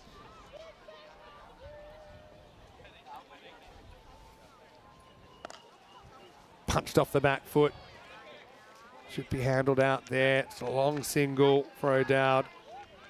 The rate's just quietly crept up, hasn't it? It's kind of up in the 8s now. I think with the wickets in hand, though, 8s wouldn't make you feel too worried. If it started to get to the 10s, maybe, or 9.5s, you start to question maybe the tempo you're out there. But 8 and over is definitely doable in this day and age with players being able to play 360 as well.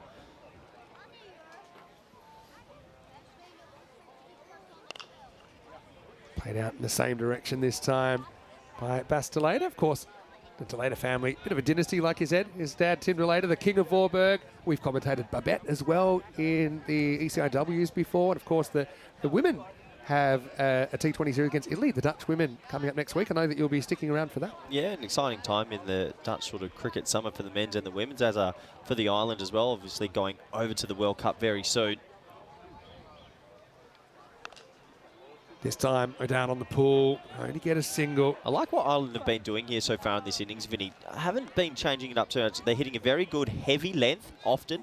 There's a short one's the surprise ball. Got Vikramjit Singh out, got Levitt out at the moment with the 2 balls back of a length.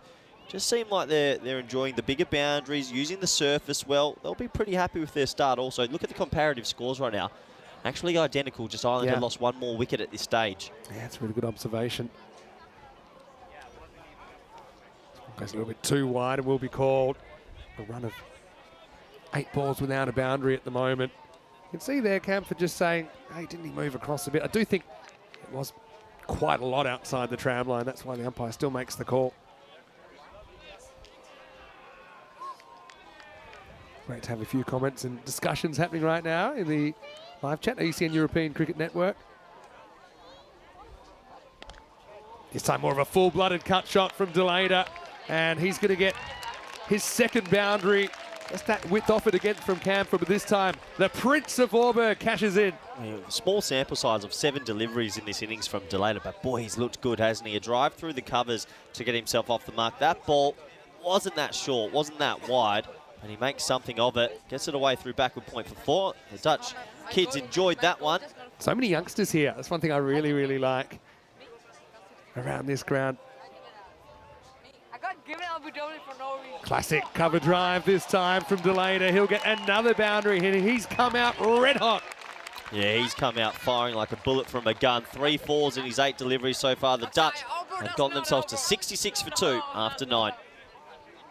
Yeah, interesting with de Leede there. I think earlier in the over he was kind of making a definite effort. See a little skip step outside the off stump. And I think partly he might be kind of daring Camphor to bowl straighter to be able to pick up and hit with the wind to the leg side. Do you think bowlers should double bluff a little bit more with that? When a batsman shuffles outside the off stump, they try pin leg stump just that bit more. Do you think that bowlers of this level are good enough just to go, okay, if you're going to move across, I'm going to bluff you and hit the leg stump? Yeah, well, I think, or not even just the leg stump, but fooling at the stump challenges the batter, especially early in his innings, to hit the ball.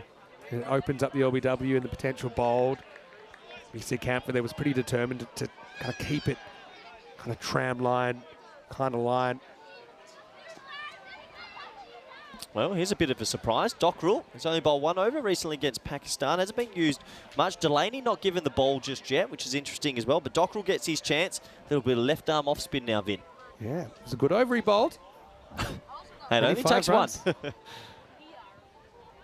So again, just showing the variety in this tack. So a spinner, but a different type of spinner. Well, with the scores that were going on in Ireland, you bowl your 1 over for 5 runs. Yeah, that's my series done. I'll see you in the next series. Just like, I remember Michael Slater taking a wicket for Australia and saying, well, that's it.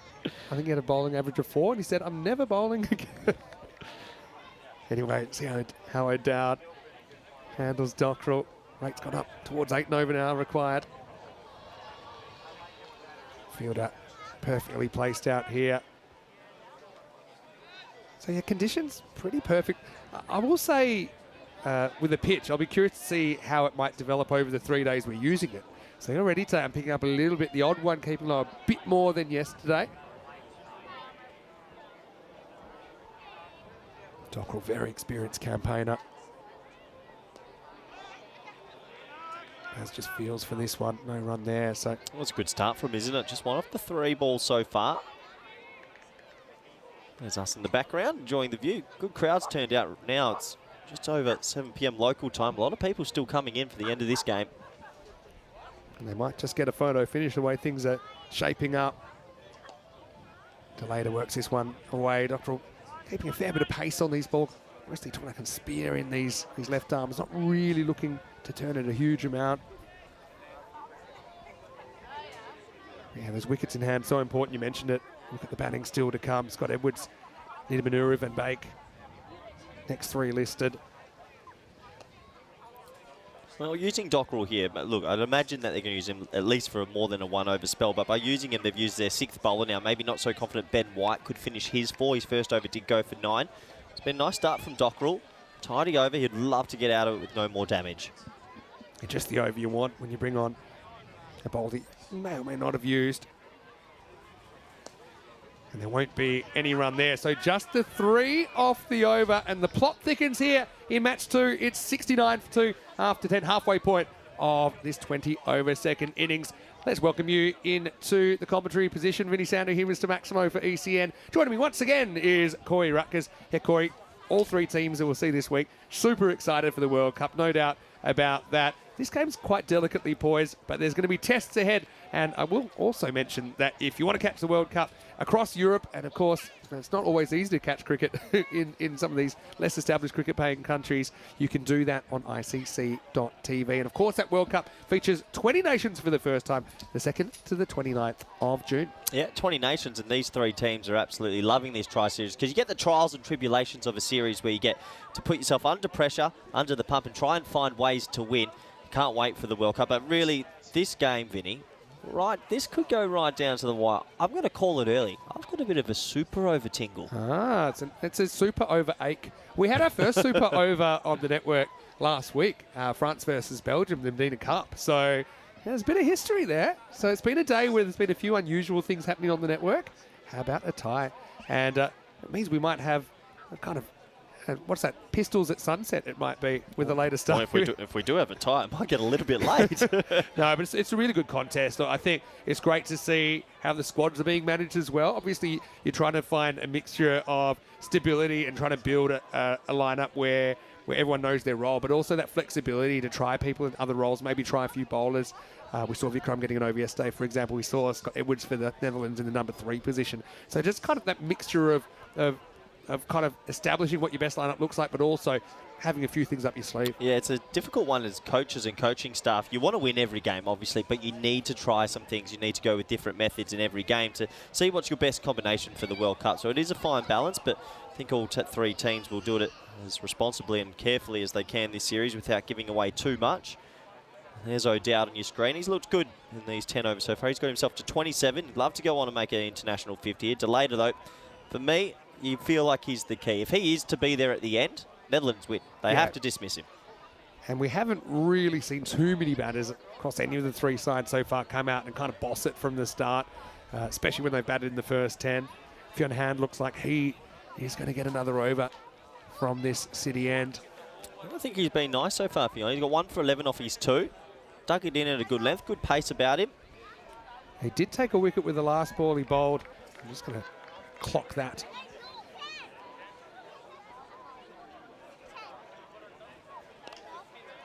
Clipped away for 1 first up.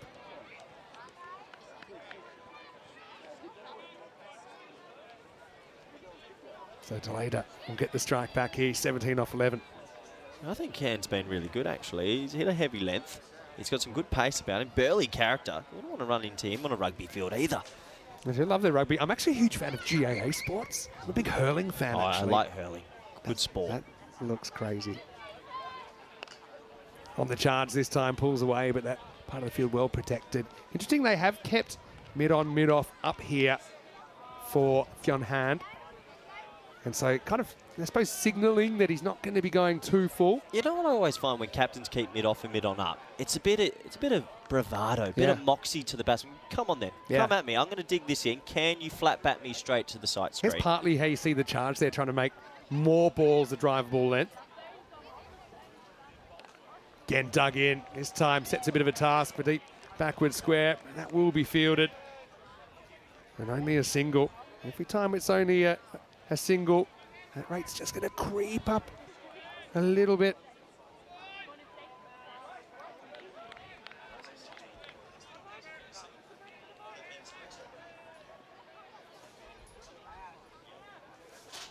The Prince.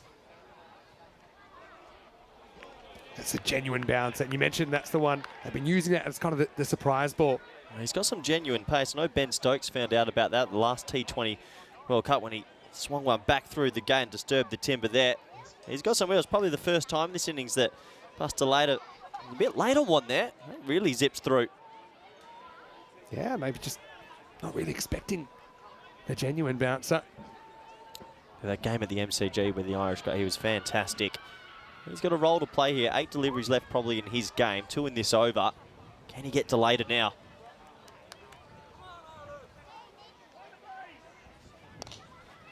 Walks at this, but clean as a whistle from Sterling and almost creates a run-out opportunity. Yeah, fair play for having to go there from Sterling. O'Dowd was backing up. It was hit so firmly.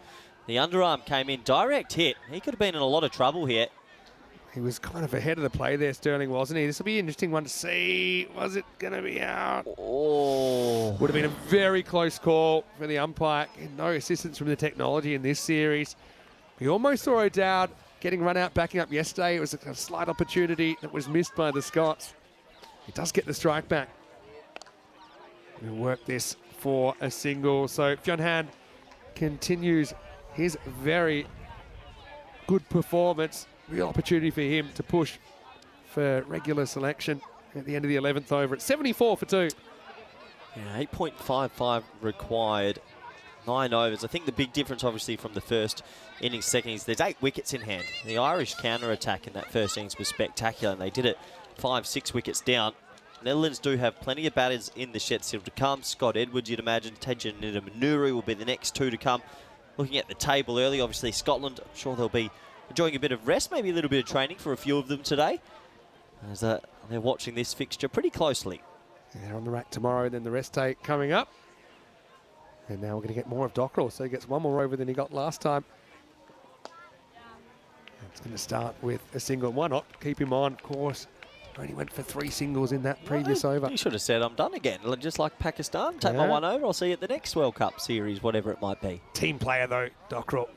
Good player, serious player. What was this the quote I heard recently?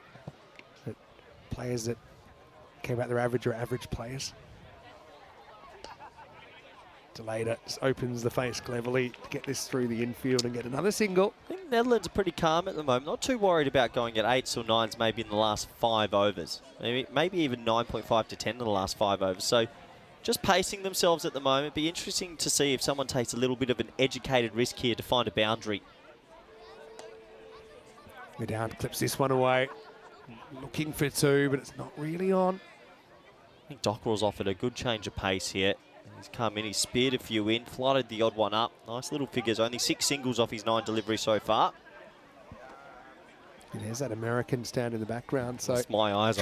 It's very kind of the Dutch and the KNCB to try and acclimatise the players. I just feel like something's got to give here to Dockrell. I don't know. I'm trying to read this a little bit. Do they need to take an uneducated risk right now? I think they're comfortable in the last 6 or 7 with 8 wickets in hand going at 9s. I really do. So maybe at the moment, take it as it comes. They've got a lot of wickets in hand. Yeah, I understand what you're saying. So maybe not that much to gain to take an unnecessary risk at this stage. I suppose waiting for a bad ball hasn't really worked because I think Ireland, they've been pretty good at hitting their spot so far. One thing I do know, Vinny, we're on for a bit of a classic finish here. It does feel like this will go down to maybe the 19th, 20th over no matter what. Another good over from Dockrell. 5 singles so far. He's raced through this over. It's about a 1 minute 30-second over. 17 balls since the last boundary. So we had back-to-backs off Camphor in the 9th. This one won't be a boundary either, so Dockrell very miserly. They will push for 2 and they'll get it on the fumble. So at the end of 12 overs, Netherlands 81 for 2. Well, there you go, just with the fumble. They get 7 off the over in the end. And it does seem like they seem quite calm at the moment, the Netherlands. I know in that dugout, though, they'll desperately want to go up. Well, 2 love in the series. Good game of cricket. Dockrell's bowled 2. So we've had 3 overs of spin so far. Maybe 1 over more of spin in this innings. Yeah, I think you stick with him until you've got a reason not to. Yeah, it'd be interesting to see if they do stick with Dockrell for 1 more or if they want to maybe go back to the sort of top spin, leg spin of White. He only bowled 1 over for 9. I would be tempted to give him another go here. I think I would. I mean, if you look at the 2 overs of Dockrell compared to White, I mean, White was mostly on the money, but Dockrell really hasn't bowled 1 off area yet, has he? So Camphor is Going to bowl this one now from that city end. Camp for 1 for 22 off his 2 overs. Starts his third. And he's going to be lifted up, but this isn't going to carry. Fielders converging and the catch taken. It's a really good piece of outfielding there. And Camphor breaks through. And unfortunately for O'Dowd, he battled again. Similar numbers to yesterday. This time it is the 30th ball that gets him again. And the score, 81 for 3. Well, they do decide this is the moment to try and get ahead in the rate, maybe. O'Dowd wants to loft one over the leg side. Hits pretty high up on the bat. Doesn't really get it. It is a smart catch out there at deep mid-wicket. 2-man converging onto the ball. And a big wicket for Ireland as they keep on chipping away and keeping themselves very much in this contest. And what about Ross Adair? Super sub status out there at deep mid-wicket. Takes his second catch of the innings. O'Dowd departs for 33, 81 for 3. Potential flashpoint in this game, but also an opportunity to see another Dutch batter, and it's the captain, Scott Edwards, coming out. Pretty good when you can have your super sub Ross Adair at deep mid-wicket in the hot spots, but Edwards, the national skipper for the Netherlands, comes out at number 5. Plenty of pressure on him in this lineup to get the team home. He's been in many scenarios in the last few years, leading this team very well around the world. He'll love the chance here to see if he can get them over the line. Not going to be easy against a very disciplined Irish bowling attack right now. And this, I suppose, is more of the scenario I expect Scott to be batting. We saw him up at 3 yesterday, which is obviously something they're trying, but I just think he's a very good manipulator. He wants the fields back, likes to deflect, likes to sweep. Facing Camphor. This one's quite full. We haven't really seen too many of this sort of length. Dug out by the Dutch skipper for a single. Yeah, you're absolutely right. Edwards is definitely a very good manipulator, 360 player, and runs it very hard. These two at the crease can steal a lot of twos that maybe some other pairings can't. Delator there on 23 of 17. Camphor loves bowling to the Dutch. We know what he did a couple of years back, 4 in 4. He's bowled well today, 2 for 23 so far. Slightly kind of slower ball, might have been a knuckle ball there from Camphor. And manoeuvred out to the leg side by Delator. I think one thing's for certain, Vinny, we're on for a good finish. This one's definitely going down to the wire. Still Tasia Nidamanuru to come as well. Listed to come in next. Yeah, check this one out. Just definitely held up in the pitch, didn't it? Yeah, maybe just rolling his fingers gently across it like a rolling leg cutter. Pitched up again, so there's a couple of full balls we've seen to Edwards so far. I mean, now, at this level, teams do their homework, don't they? They'll know the ins and outs of every individual player. Well, just the difference in the field there. As soon as Edwards is on strike, mid-off and mid-on are charging in the ring, saying, come on, hit it over me. And that's not Edwards' game so much. He loves to go square of the wicket. Nance Delator's on strike, mid-on, of course, is going back. Netherlands still ahead, but only just. A real tight contest in match 2. Kind of hum around the ground at the moment. This one will test the fielder on the offside. Maybe a 2 there. Well judged by Delator and Edwards, who do get back for a double. Yeah, good running from these two. We're just touching on how they're very quick between the wickets. That just went forward of deep cover point. It's an easy 2 to the total. Let's say a quick hello to Nick Howard, who's watching from Ireland. And if you are watching, let us know. ECN European Cricket Network. And we've got players from Europe here, but we've got viewers from all around the world. Last ball of the 13th. Again, it's that kind of slightly slower length delivery. Delator will get 1. He'll retain the strike. 13 overs in. Netherlands, 87 for 3. Yeah, good over from Camphor. He did pick up the big wicket of O'Dowd. The very first delivery caught from the super sub at deep mid-wicket. A couple of rolling cutters and some different changes of paces. Tried his best to keep it tight. Delator's still there, though. 27 off 20. 7 overs remaining. Vinny, where are you leaning in this one? Yeah, well, I think I would never bet against the supercomputer, which says that the Netherlands are in the driving seat. And I think you're right with their batting still to come. You think about Nidamanuru, you think about Van Beek still to bat. If that stays that kind of 8 or 9 and over, they'll feel they can handle that. But as we know, it just takes kind of 1 over of just 3 or 4, like Dockwell's over a few overs ago. Things can spiral out of control pretty quickly. Here's White coming back to bowl. This is kind of what I said earlier as well, that I suppose it's a difficult skill, isn't it, the over-the-wrist bowling, but he hasn't quite hit his spots as well as some of his teammates in this inning so far. Yeah, he's going to come on and probably bowl the 4th over of the 6th bowler. Dockrell bowled 2. He's bowled 1 so far. A little bit of pressure on White to deliver here. Get a little bit leg stumpish, and that's going to set a task for the fielder, but a sensational stop out there. That's Delaney is out there in the shadows, but fantastic bit of outfielding. Saves 3 runs. Moments like these can win your team international matches. For all money, I thought that was 4. He hit that pretty hard into a huge pocket of space. Dived down to his left, one hand. Brilliant fielding. Comes up throwing as well, so that doesn't just protect the boundary, but also protects the 2. Well received there. He's very by the quick. crowd. He's quick, Delaney, isn't he? But again, pretty leg stumpish. I don't know if that's a tactic or not from White. Edwards loves to sweep, but this time stands up and punches one down the ground for a single. Yeah, Edwards a bit more conventional there. Chooses his moment. If he does get a few more opportunities versus spin, we'll definitely see the reverse. And paddle sweep, conventional sweep, everything in that locker to get it behind the wicket.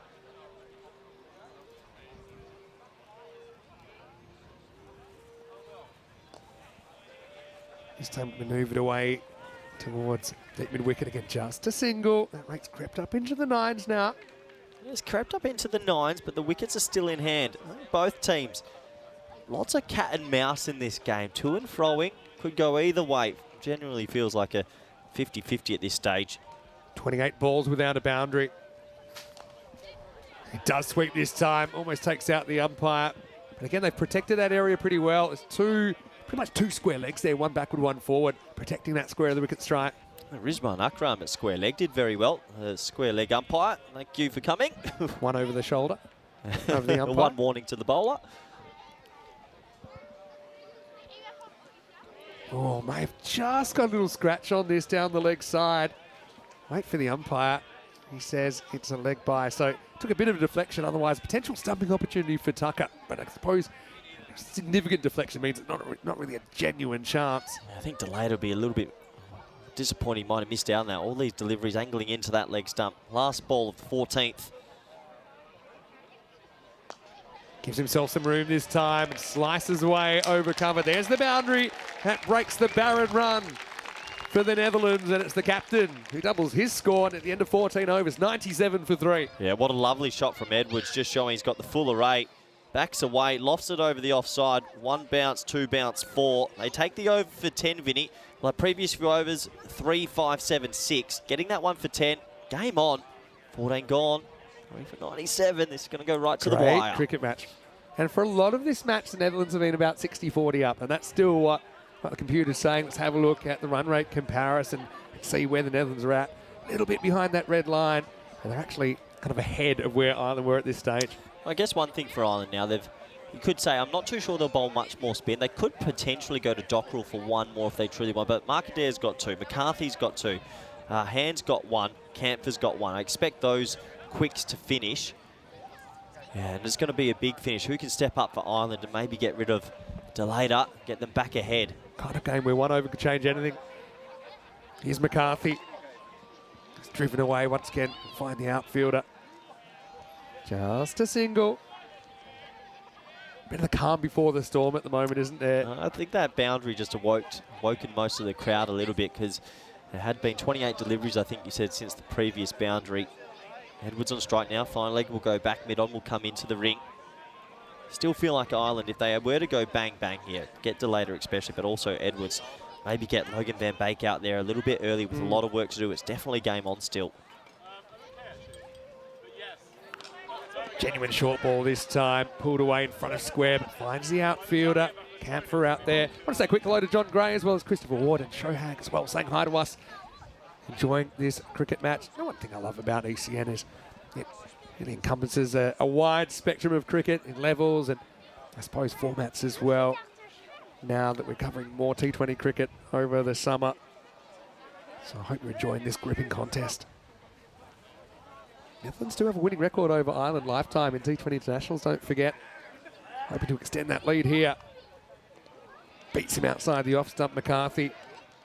I'll tell you, if the Netherlands don't go on to win this game, they'll look back at that last 3-4 overs. I think there was 2-3 missed fields, a dropped catch that went down, Vinny, and in the end, the last 3 overs went for 12, 17, 11, the 18th, the 19th, the 20th, and they'll know they probably should have only been chasing about 135 from the position they're in. So there is a little bit of pressure on the home side here to deliver this victory. Yeah, 3 double-figure overs in the last 3 out of only 6 in the whole first innings.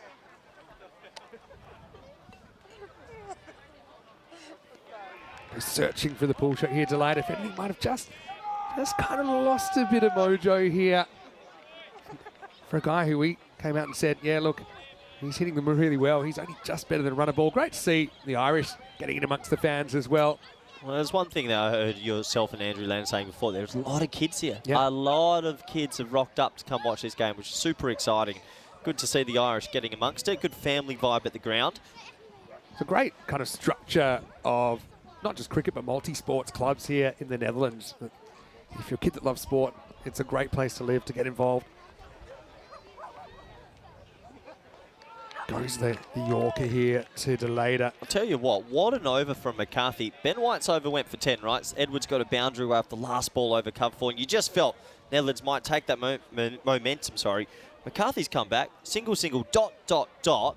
And now he said to the Netherlands, the rate's finally above over 10s. Let's go. Here we go. Game on.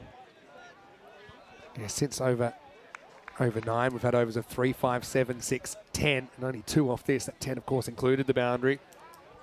McCarthy bowling at way less than a run of ball here. Last ball, the 15th. Pulled away again. This won't go to the boundary. They want to. They're going to take it on, and they're going to get there. A 2 is better than 1, but right now, this ending could be fun. 100 comes up for the hosts as well. 101 for 3 after 15. Well, if you get your popcorn out, 50 off 30, 10 and over for the last 5. Bit of a humdinger here at VCC Voorburg. The sun is shining. Looking at that scorecard, a little bit more to come. Tasia Nidamanuru, look, going at 10 and over, that won't threaten him too much. He can hit the long ball. Logan Van Beek also. But after that, look, Pringle's no mug. But Vermaker and Durham Kingma, it really is up to one of these two at the crease and maybe a Nidamanuru or Van Beek to chip in a little bit here. Yeah, grandstand finish for sure on the cards.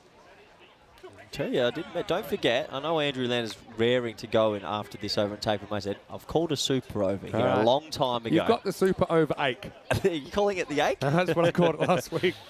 Well, I wonder if we have the situation we had in France last week where the game was tied all out. Umpire was almost hit with the ball facing the wrong way.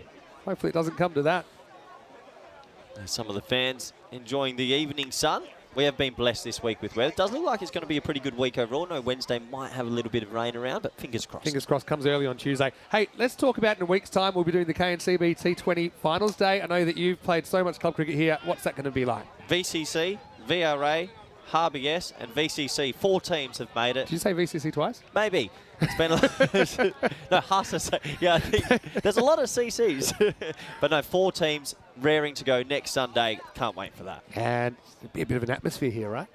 Might be even bigger crowd. No, it should be a good atmosphere. Looking forward to the KNCB T20 Finals Day. Winner gets the trophy, but also don't forget passage to the European Cricket League in 2025. Here we go with the 16th over. Fionn Hand coming back to bowl out. And the first one, just a single aggressive stroke from Scott Edwards, but can't beat the fielder. Well, since Edwards has been out there, he's timed it quite beautifully as well. A couple of pull strokes away, finding the man on the rope. Delaney doing the mopping up at deep square there.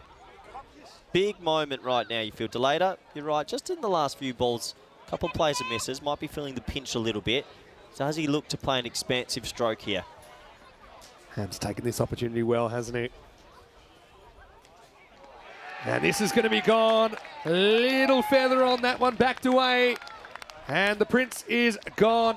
Just lost a bit of momentum in there. Set a task for the following batter, and the Netherlands have lost a 4th. 102 for 4. Massive wicket. Fionn Hand has been very good indeed today. I think he's bowled exceptionally well. Bit of extra pace, kissing the wicket.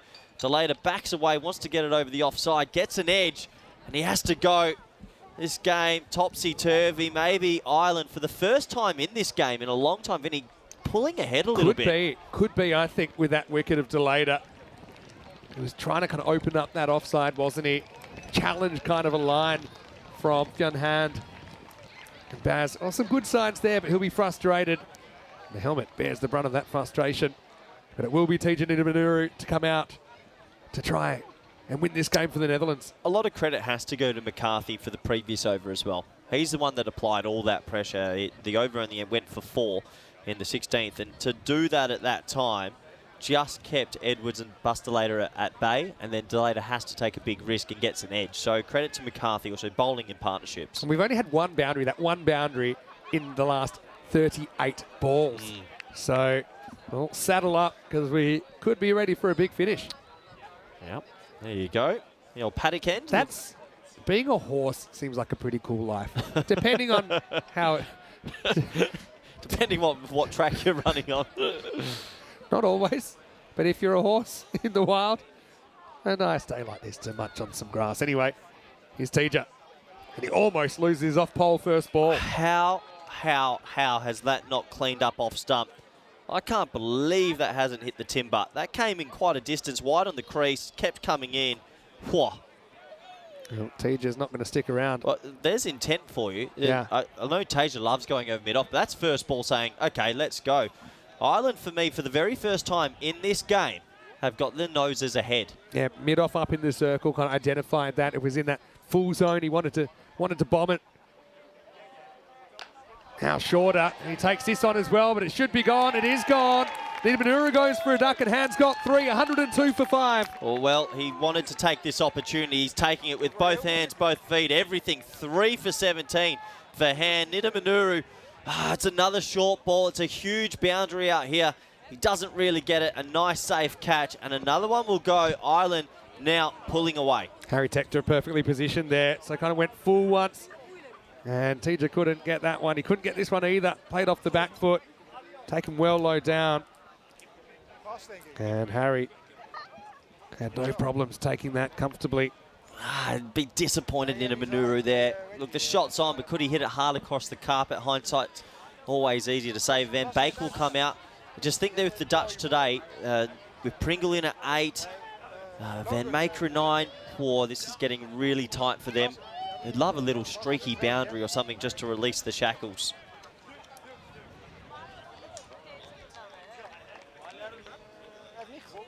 Van Beek comes out, really the last of, I would call the recognised batters. Of course, genuine card-carrying all-rounder, isn't he, Logan? Going to need an individual to step up here in these last few overs, I think, Netherlands, to get back on track. Just can't forget that over from McCarthy. The previous over just built all this pressure, and credit to the men in green. So Van Beek will get off the mark with a long single. Yeah, Harry Tector, really excited to call him for the first time. Do you think he's lost the battle of the nicknames with Tim? Because Tim was christened by our fans as Metal D. Yeah, it's pretty hard to get better than that. Oh, I love our viewers. They love their cricket. I know they're super excited that we're covering this series. Potentially some more T20 cricket here in the Netherlands later in the season. Edwards left holding the baby a bit here. And he won't get a run. And Hand, what a fantastic return from him. He finishes with figures of 3 for 18 off his 4. And Ireland, for me, they are ahead in the game now. End of the 16th over. The score is 103 for 5.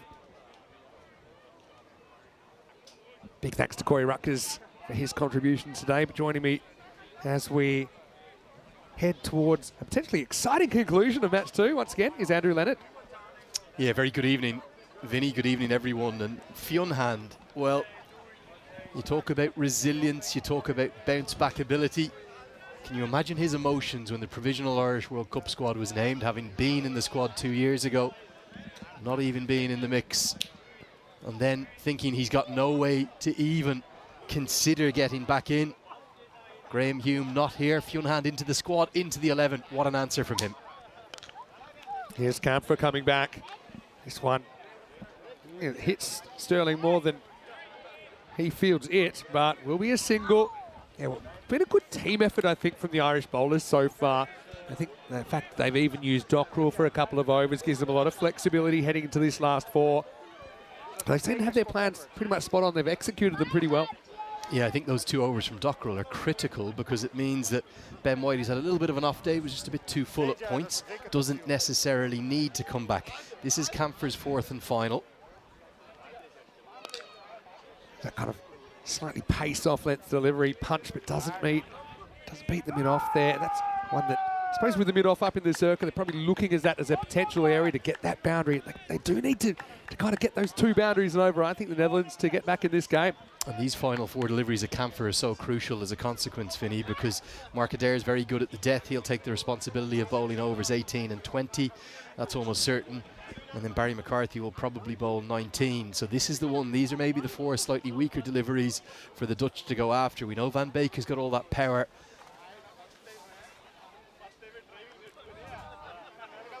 Attempted cutter here, but misses the mark. A buzz around the ground at the moment. This game could go either way, but Ireland, you can see they're well on top now according to the percentages. I was fascinated to hear the kind of discussion between you and Corey as to whether O'Dowd and Deleda should have been going harder at that point. They were very much kind of in cruise control rather than getting on top and dominating this chase at any point. It's another great off-speed delivery from Cam. But yeah, I think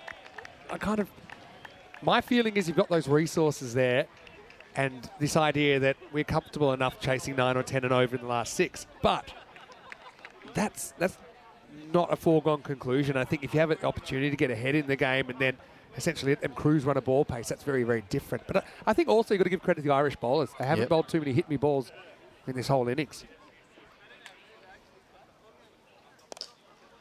And this one's whipped away. They run the first one hard, looking for 2, but it's not quite there. That rate's quietly crept up above the 2 a ball now. If you combine the partnership for the 3rd and the 4th wicket, Deleda started so brightly, but then he got bogged down. He ended up with 32 off 29.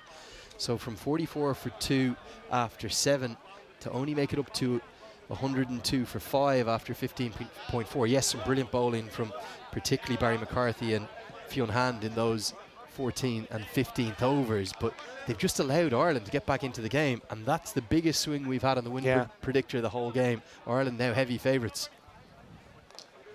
Again, similar kind of delivery. This time it's picked by Edwards. Goes to his kind of favourite sweep type shot. And again, finds the outfielder. And Ireland's ground fielding, well, it's light years away from where it was 12 months ago. They've been much improved in that capacity under Heinrich Milan. I think all of the Irish support staff deserve a big shout out, particularly Ryan Eagleson for the way in which he managed Fionn Hand throughout Nepal. Ryan Eagleson, the bowling coach. Chris Brown has come in as a spin bowling coach. He deserves massive credit as well. George Dockrell looks a much more confident bowler in recent times under him. And some great stops in the deep, Gareth Delaney's particularly. This is hit straight to Sterling. Chance for a run out, and I think this is gone. He doesn't miss the mark, and Van Beek is going, and things really getting uphill for the host now. What a top-class piece of fielding from the skipper, and the Netherlands 108 for 6. Well, just as we're talking about the ground fielding, this is world class. As good as you'll see, in fact. He's got a low centre of gravity, Sterling, but he's very swift in his foot movement, picks up cleanly, throws down the stumps. Van Beek is quick, but he's not quick enough, and a great decision too. It's only out by probably, 9 or 10 inches, even if that.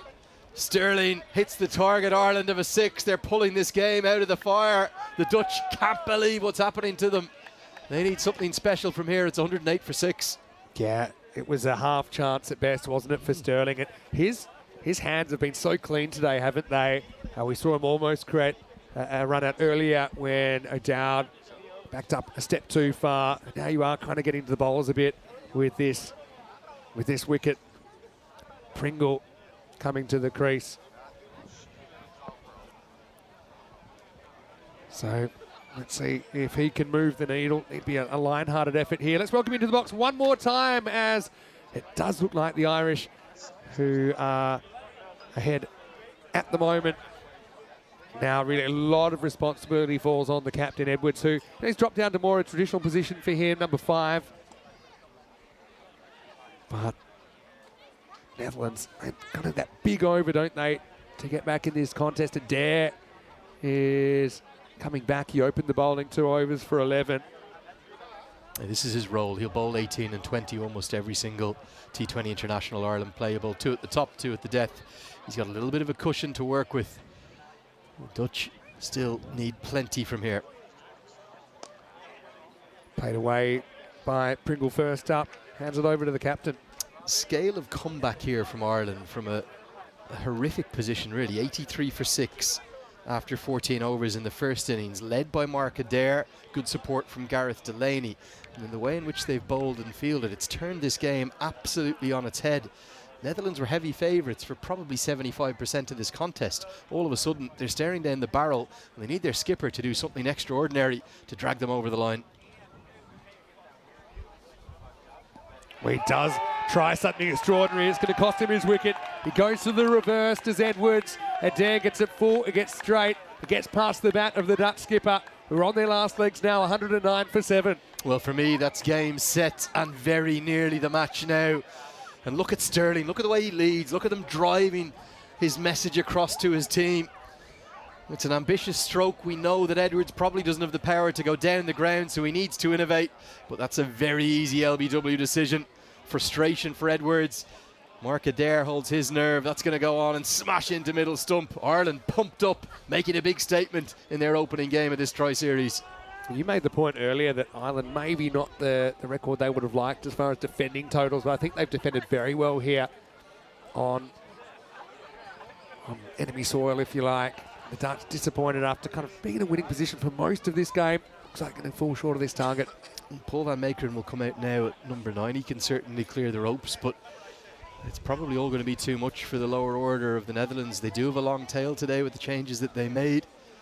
I think Ireland have been under par for quite a lot of this contest, maybe 50-60% of it, but the character that they're showing, particularly Fionn Hand, I thought him, Barry McCarthy, the way in which they kind of combined in those critical overs just as they brought Ireland back into the game. This has been a fantastic performance, and one that really comes so much down to the character of this team now under Paul Sterling. Van Meekeren will get away, but it's only a single, more than that required at the moment. And now you can see that the win predictor is very one-sided. Although we have seen 1%ers come back and win before. It would be a superhuman effort from the Dutch tail to wag and get to that 151. Yeah, no, I certainly think that the evidence we've seen throughout the two games we've had so far is that if you don't get ahead of the chase, you just, once you get into trouble, it looks like there's no way back. There's really shades of the way Scotland approached their chase yesterday. Yeah, and it's almost like, well, we might get 2 here, and it won't, we'll turn it down. It's almost like you're setting up for somebody to come out and be able to feel comfortable on the pitch when no one really has. Yeah, so, probably only Vikramjit Singh and Mark Adair across the 2 days have scored fluently right from the off. Nobody else has. It was a brilliant fourth wicket partnership yesterday between Matthew Cross and Richie Berrington. The two of them played exceptionally well, and it got them into what I would have considered a winning position maybe 80% of the time. But then the middle and lower order just tailed away, much like it has today for the Dutch. He steps across, this won't be a wide because of the position that Van Meekeren takes. They're trying to make something happen, but really the life support machine's on. I think they're about to pull the plug on this chase. Van Meekeren tries to go all Scott Edwards with that one.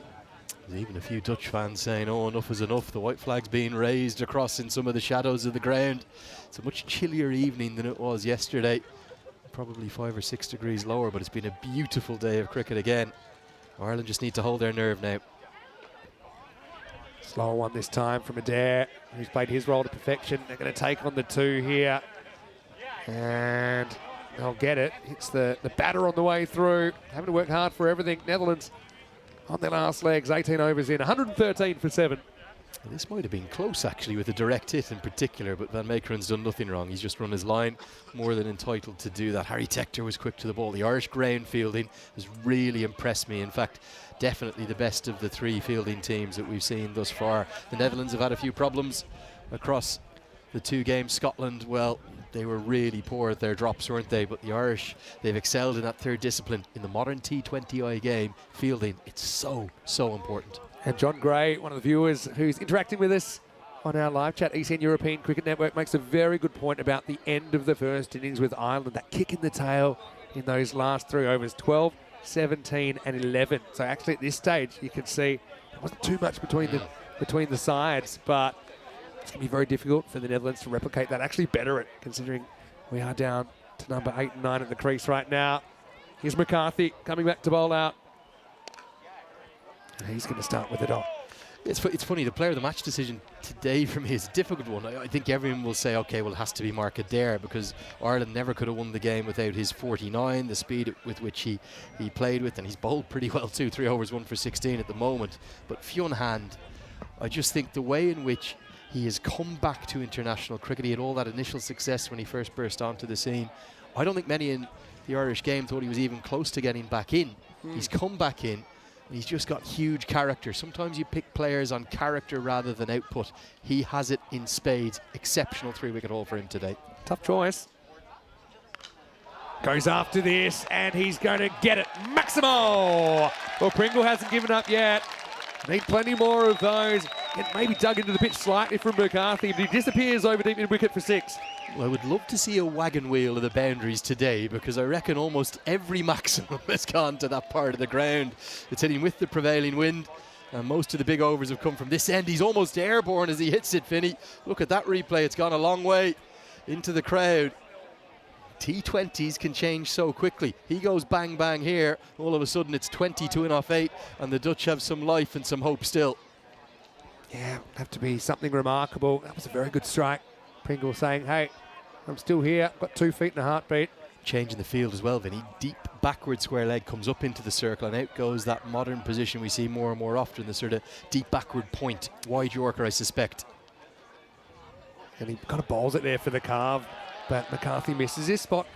Slight heartbeat, I suppose, at the moment then.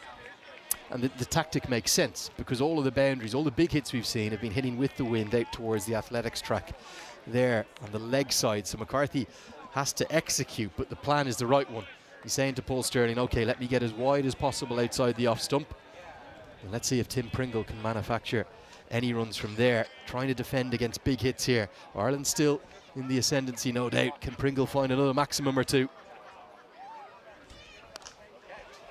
This is hit down the ground again. They're going to run hard, taking a chance on a second, and they'll get away with it. Throw pulls McCarthy away from the stumps. I think if the throw was on target, Pringle was struggling here, showing his all-round assets. 3 wickets with the ball for him today, and now some lusty blows at number 8, but it shouldn't be up to him. The Dutch have put themselves into this invidious position. Home crowd, they're not giving up just yet, Vinny. No, they're not.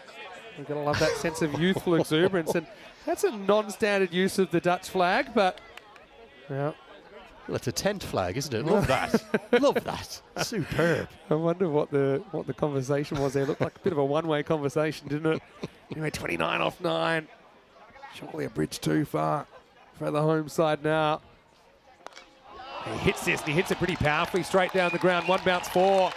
So Pringle at least giving it everything he's got to get the Dutch close to this target. Yeah, really good efforts here from Pringle. He needs to turn this little start he's had into not just matching Adair, but out-trumping Adair, who he'll face in the final over. I think he needs to look for one more big blow and then find the strike. He'll only get a little bit of support from the far end. So 4 or 6 here, single off the last. Give yourself, 22 in off the last over. From here, the Dutch would take that. It'll be memorable. I mean, the Dutch no stranger to a big over. Got to say, I loved the dirty 30 from Van Bacon, the super over against the West Indies, and that's a highlight, which certainly a lot of Dutch fans will remember, and all cricket fans actually that observed it. Big ball, this one, Vinny. Full toss, drags a lot of bottom hand into the gap. That's going to be 4. So Pringle fighting hard. Still a long way to go. Again, you might have to ask yourself, where was this aggression earlier in the innings? The crowd lapping it up. Yeah, look at these scenes. Brilliant scenes for Dutch cricket. Brilliant scenes for the associate game. A great capacity crowd here at Voorburg, and the Dutch fighting back in remarkable fashion. So nearly gone for 6. Another 8 or 12 inches, it would have gone over the rope. Pressure on McCarthy in a big way. This over's going the distance. Stirling over, chatting to his fast bowler. I wonder, is he going to think of a maximum, or is he thinking of a single? Going to put the responsibility on his shoulders in the final over. I think you try for a boundary and you might get a single anyway. You've got to trust your partner to be able to give you the strike back. I think you've only got 7 chances to score. You can't be limiting yourself just to the 1 here. Although 1's not a bad result either. Last ball of the 19th. Looks like he will get the 1 here. Potential 2 possibility, but I think he's got the hot hand and he wants to continue. The Netherlands 131 for 7 after 19. Don't want to be that guy, but remember we had the ball that looked like a 4 that was called a 6 earlier in the inning. So that's a potential flashpoint as well. Let's welcome you into the commentary box one last time before we conclude this game. Now, Lenny, I talked about the fact there's a lot of cricket on the network right now. Of course, we've been in Estonia today, some crazy things happening over there. Also, I want to tell you, if you haven't had enough cricket right now, you can turn over because we have the night series on tonight. And this probably won't be the standard you're seeing right now, but I know it's night 6 tonight in Coimbra. Punjab CC Amadora taking on LSG. That's not a mind-altering substance that you might find in Amsterdam. It is the Lisbon Supergiants. And in fact, they're already probably 1 game deep into that doubleheader. I'll be catching it tonight as soon as I get back. Well, you've got 2 of the top 12 sides in international cricket here right now. If you want, at the end of this conclusion, who knows, we could still have a super over, Vinny. Your viewing this evening could well be delayed. I think it was 18 runs from that over, the 19th from McCarthy. If they do that, it will be just shy of the super over. 19 for the super over, 20 to win. It all comes down to this. Here's a dare to close things out. They want to here. They know they have to go for it, I think, here. This could be curtains. He scrambles back. Does Pringle. And the glasses never moved. 2 runs to Netherlands. They creep closer, but still a lot to do. Well, Tector's ground fielding, it's superb, isn't it? He did everything right, but the throw for the second time in a couple of overs, it was off target. Again, on the 1 bounce, if this is on target, I think Lorcan Tucker can whip the bails off and affect the 8th wicket. Instead, the dive gets Pringle home. And Netherlands very much still in the contest. 18 to win off 5 now. What a maximum would do for them here. Well, John, summing up Pringle's innings as once you pop, you can't stop. Needs to pop a couple of boundaries here. 18 off 5. And he clips this away again. They're going to search for 2 more, are they? No. It's Van Makeren that puts up the stop sign. And there's one other factor here, Vinny. All of that punishment to McCarthy was done hitting with the wind towards long on, towards Cow Corner. It's a completely different hit to where Pringle has really fancied it. And as a consequence, both of those, he hit them okay, but they never really challenged the boundary. So with a 2 followed up by a single, the ball very much in Ireland's court. In fact, 1 good delivery here would all but do it for them. What can Van Makeren produce? I'm bullish because of the 4% that Netherlands are being given here. But yeah, I think it's a definite tactic to have the batters have to hit into the wind in the 20th over when the game's on the line. So he goes up and under, going, but going straight into the hands of Delaney. And he's a guy, I think with the game on the line, you'd be pretty happy as an Irish fan to see the ball sailing towards Gareth. And it's the end of Van Makeren, who put up the stop sign, took the strike. And I think that Ireland have taken the game away now, 134 for 8. Switch the ends, that's 6. He's hit that really well. It's very, very deep to go square, but you switch the ends, the power of that wind would have got it over the rope, would have given the maximum that the Dutch needed, and then it would have been 11 to win off the last 3. Instead, it's a next to impossible 17 needed with 3 balls left. The Irish, I think they're going to hold their nerves and hold on here, but with no shortage of drama. Van Makeren, try as he may, he's gone for 3. It's 134 for 8. Yeah, you might have said, well, why didn't they go for 2 on that last ball? I think Van Makeren just didn't feel it was there. Also, Pringle did slip as he turned and made it pretty much an impossibility. He probably knows that he's maybe 1-2 centimetres from the middle of the bat there, and that ball disappearing over the ropes and potentially keeping this game alive. As the big man, Daniel Dorham, is going to come out to bat for the first time in a T20 international. And this game now can only be kept alive with the boundary. In fact, I need to see 3 consecutives to pull off a win. Potentially a super over for the Netherlands. Yeah, I think on the balance of play over the last, 3.5 hours or so, the Dutch are going to be really disappointed they have not won this game. Whatever happens in these last 3, unless we go 6-6-6, Ireland should get over the line. But it might be only a margin of 8, 10, 12 runs, whatever it is. The Dutch are going to analyse this game after and said, how have we lost this contest? Yeah, frustrating because they have been in a winning position for most of the game. And it's hard to say, was it a lack of aggression or was it potentially just that the Irish bowled very well? There's some discussions here about how to best keep this ball on the field. I'll tell you something, Paul Stirling's a guy I'm very close with, spend a lot of time with off the field. We don't talk a huge amount about cricket, but his cricket brain is second to no one that really I've ever met across the circuit. The respect he has from the Irish players is plain for all to see. I think the Irish fans would like a few more runs from him if they could, but I'll tell you something, He is captaining exceptionally well. Detailed chat with Mark Adair as to what they want to do to the new man. It means a change in the field. Deep extra cover will go out and point comes into place. Durham's first ball. And that's going to be called a wide, and he's going to sneak away from the strike, although I think sneak him out the way he covers the ground. So, I mean, Pringle, he has been the man that's kind of given Netherlands some kind of chance here. 2 free runs, I should say. Well, I'm not sure about this. Maybe just outside the guideline. I think Adair will say with the angle he thought he's actually nailed where he wanted to bowl it. But probably the best possible result for the Netherlands. Yeah, 50-50, doesn't burn a ball. Ball has to be re-bowled, and now 6-6-4 will do. Yeah, 6-4-4 for a super over. I mean, need a boundary.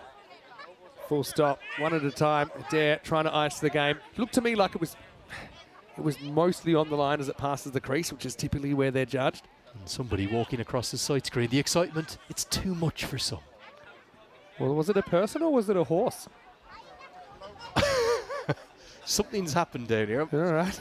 Not altogether too sure what. Oh, he's off to the paddock. That's All okay. right. Off he go. Yeah. Maybe it's somebody from the stables. Mark Adair says, get out of the way. We've got a T20 international to win here. This gives Adair more time to think about it, but like I said, very unlikely to force a last ball finish here, but Pringle's going to try and do that. I suppose even a 2 theoretically keeps it alive. Pringle needs to go big, and he will do just that. That is slammed, and it's going to be 6. Maximo! And this game is very much alive. What a strike from Tim Pringle. And Andy Wright, the ICC development manager for Europe, is loving every second of it. What a shot. Misses the blocker, only by maybe 5 or 6 inches, but it allows Pringle just enough elevation to hit into the wind and get it all the way for 6. What a strike from Tim Pringle. We said that Pringle had to match Mark Adair's efforts with the bat. If he goes bang bang and hits 2 more, he'll have surpassed them, and the Dutch will have taken a quite unbelievable victory. Any 2 boundaries will send us to the minimum of a super over. 9 to win off 2. Single's no good. If it doesn't go to the boundary, you've got to go for 2 here. Second last ball, he hits it, but how well? He hits it very well, and that's 6 more. Maximo! Back to back, and Tim Pringle, well, don't tell him there wasn't much batting below Van Beek, because he's taken this game to the last ball. In fact, now 2 for a super over. A boundary wins the game for the Netherlands on home soil. Well, extraordinary scenes. Tim Pringle needed to be perfect in this final over. It's pretty much what he's been. I think it's actually hit the rope on the full. So by a matter of inches, he's kept the Dutch alive. It's 3 to win off 1 ball. It's 2 for the super over. It's all happening here in Voorburg, and somehow the Dutch are still alive. 2 for a tie, 3 to win for the Netherlands. Last ball round the wicket. It's not going to be a win for the Netherlands. He's just going to eat it up. They'll take 1. And what a game. It's going to finish 150 to 149. Pringle takes them to water but can't get his team to drink in the end. Adair, potential player of the match performance, but an outstanding contest. A single run divides 2 teams heading across the pond very shortly for the World Cup. A classic. We've seen an absolute classic here, Vinny, haven't we, in Voorburg? The capacity crowd has been treated to as good a T20I as you would ever want to see. Ireland and Scotland played out maybe the great T20I I've ever seen in Europe in Edinburgh last summer. It was so nearly top tier today if the Dutch had pulled that off, pulled it out of the fire. Tim Pringle, well, silver medal today to Mark Adair, but only just 2 exceptional performances and a truly wonderful game of cricket. 150 plays 149.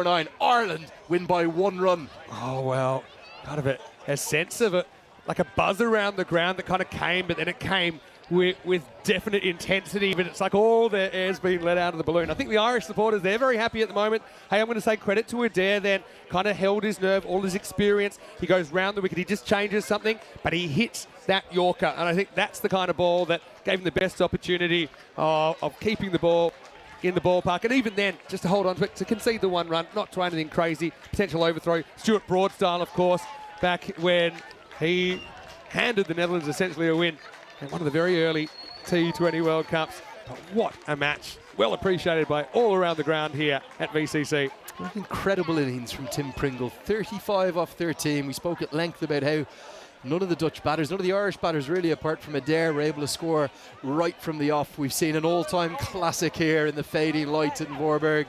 Anyone at this ground, they're not going to forget that match. It was an absolute cracker. Fionn Han deserves a real mention. Oh, we've spoken about him already. He was exceptional. Himself and Adair, really the difference between Ireland and the Netherlands. Well, the Dutch flag flying proudly, and they can be proud of their efforts here. I think they'll be frustrated. Like I said, they were ahead of the game for so much of it, but I think credit goes to the Irish bowling lineup. I think for the majority of that innings they were on top. We even saw a bit of the old Three Musketeers here away. This is the European Cricket Network. Do not forget about that. We saw Levitt maybe not quite fighting the touch he had yesterday. O'Dowd kind of fits and starts. Those two back-to-back boundaries looked like they might get him going, but again, just a case of missed opportunities. And remember, we still haven't seen an individual half-century in this series. And yeah, you just talk about the little small moments. That one run saved in the deep. They don't save that run, it goes for 4. We're off to a super over. Yeah, it was quite brilliant, this game of cricket. There was the first wicket. Ross Adair, the super sub. Curtis Camphor celebrated heartily. Fionn Han, what a day he had. Picked up that big wicket of Vikramjit Singh, who looked so fluent yesterday. Harry Tector, effective as always in the field. The Irish fans were on their feet and loving every second. And so they should. White was an interesting one, wasn't he? Seems to kind of lose his line occasionally, but even you look at his figures, he took none for 18, which isn't too bad at all. Baz Delaney came out. He actually looked like he hit the ball as well as anyone early in his innings, but just kind of lost his mojo at a bad time. And there was the super sub doubling down, 2 catches in the innings. And Ross Adair making a big difference. So was Delaney, wasn't he? Outstanding out there as well. It was that kind of a game where just both teams, I think, if they'd lost, and obviously in this case it's the Netherlands, they're looking around saying, where could we have got that extra 1 run, that extra 2 runs from? As Delaney eventually went, Nita Manuru rolled the dice straight away. He went before he was able to do any damage at all. And then with this world-class run out of Van Beek, you really thought that the Dutch's goose was cooked, especially when the skipper went down. Edwards not being able to connect with his trademark reverse sweep. You felt this game was a foregone conclusion, but Tim Pringle had other ideas. Yeah, there was 4 wickets in just 3 overs in overs 16, 17 and 18, but then Pringle just turned the game on its head. First with that maximum off Barry McCarthy, then he pumped one down the ground for 4 more, and so nearly hit the next ball for 6. This was only a matter of inches. The entire contest really was a matter of inches between Ireland and the Netherlands. Van Meekeren really tried his best, but he holed out, and then the critical 2 wides allowed Pringle back onto strike. He goes bang, bang, maximum, maximum. Maybe the Dutch were favourites then, but the last ball, they needed 3 to win. That was the second 6. Again, only just there by a matter of inches, but Adair held his nerve. He didn't even bother with the run out because he knew he didn't need to do what Stuart Broad did all those years back in Lords. The last 2 overs, they both went for 18, but by the barest of margins, it was enough for Ireland, who win by 1 run. Yeah, incredible. And look, if the Netherlands had got over the line by a run, there might have been a riot on the streets in Ireland, because we had that moment when O'Dowd looked like it was a 4, it was given a 6. They had to stick with the original decision. But I think credit to Adair there. I think the only way we lost the player of the match for me, and I take what you're saying with Fionn Han, but they were only in that position, I think, with 150 on the board because of Adair in the first place, and he held his nerve at the end. 33 for O'Dowd opening up. The top scorer was, in fact, Tim Pringle at the end, 35 off only 13 balls. And as the situation was heating up, he was cool as ice, wasn't he? But unfortunately couldn't get over the line. Delayed with 32, not too much better than run a ball for him either. 9 wides maybe a bit on the high side, I think, from Ireland as well, but I think for the most part, you mentioned the fact they've had a few issues defending, but they do defend this time, even though it's only just. Well, how do you explain it? Crazy. Just playing crazy between these 2 sides. Hans figures, they stand out in a big way. Look at that economy rate, just 4.5 from him. All the other bowlers took a little bit of tap, particularly Mark Adair and Barry McCarthy in their final overs, both going for 18. But Adair, he ended up having the last laugh from that very final delivery. We've seen another all-time classic. This is why these 3 sides and many more should be playing more and more often, like Paul Stirling called for at the toss. They serve up brilliant cricket that ends up being so competitive.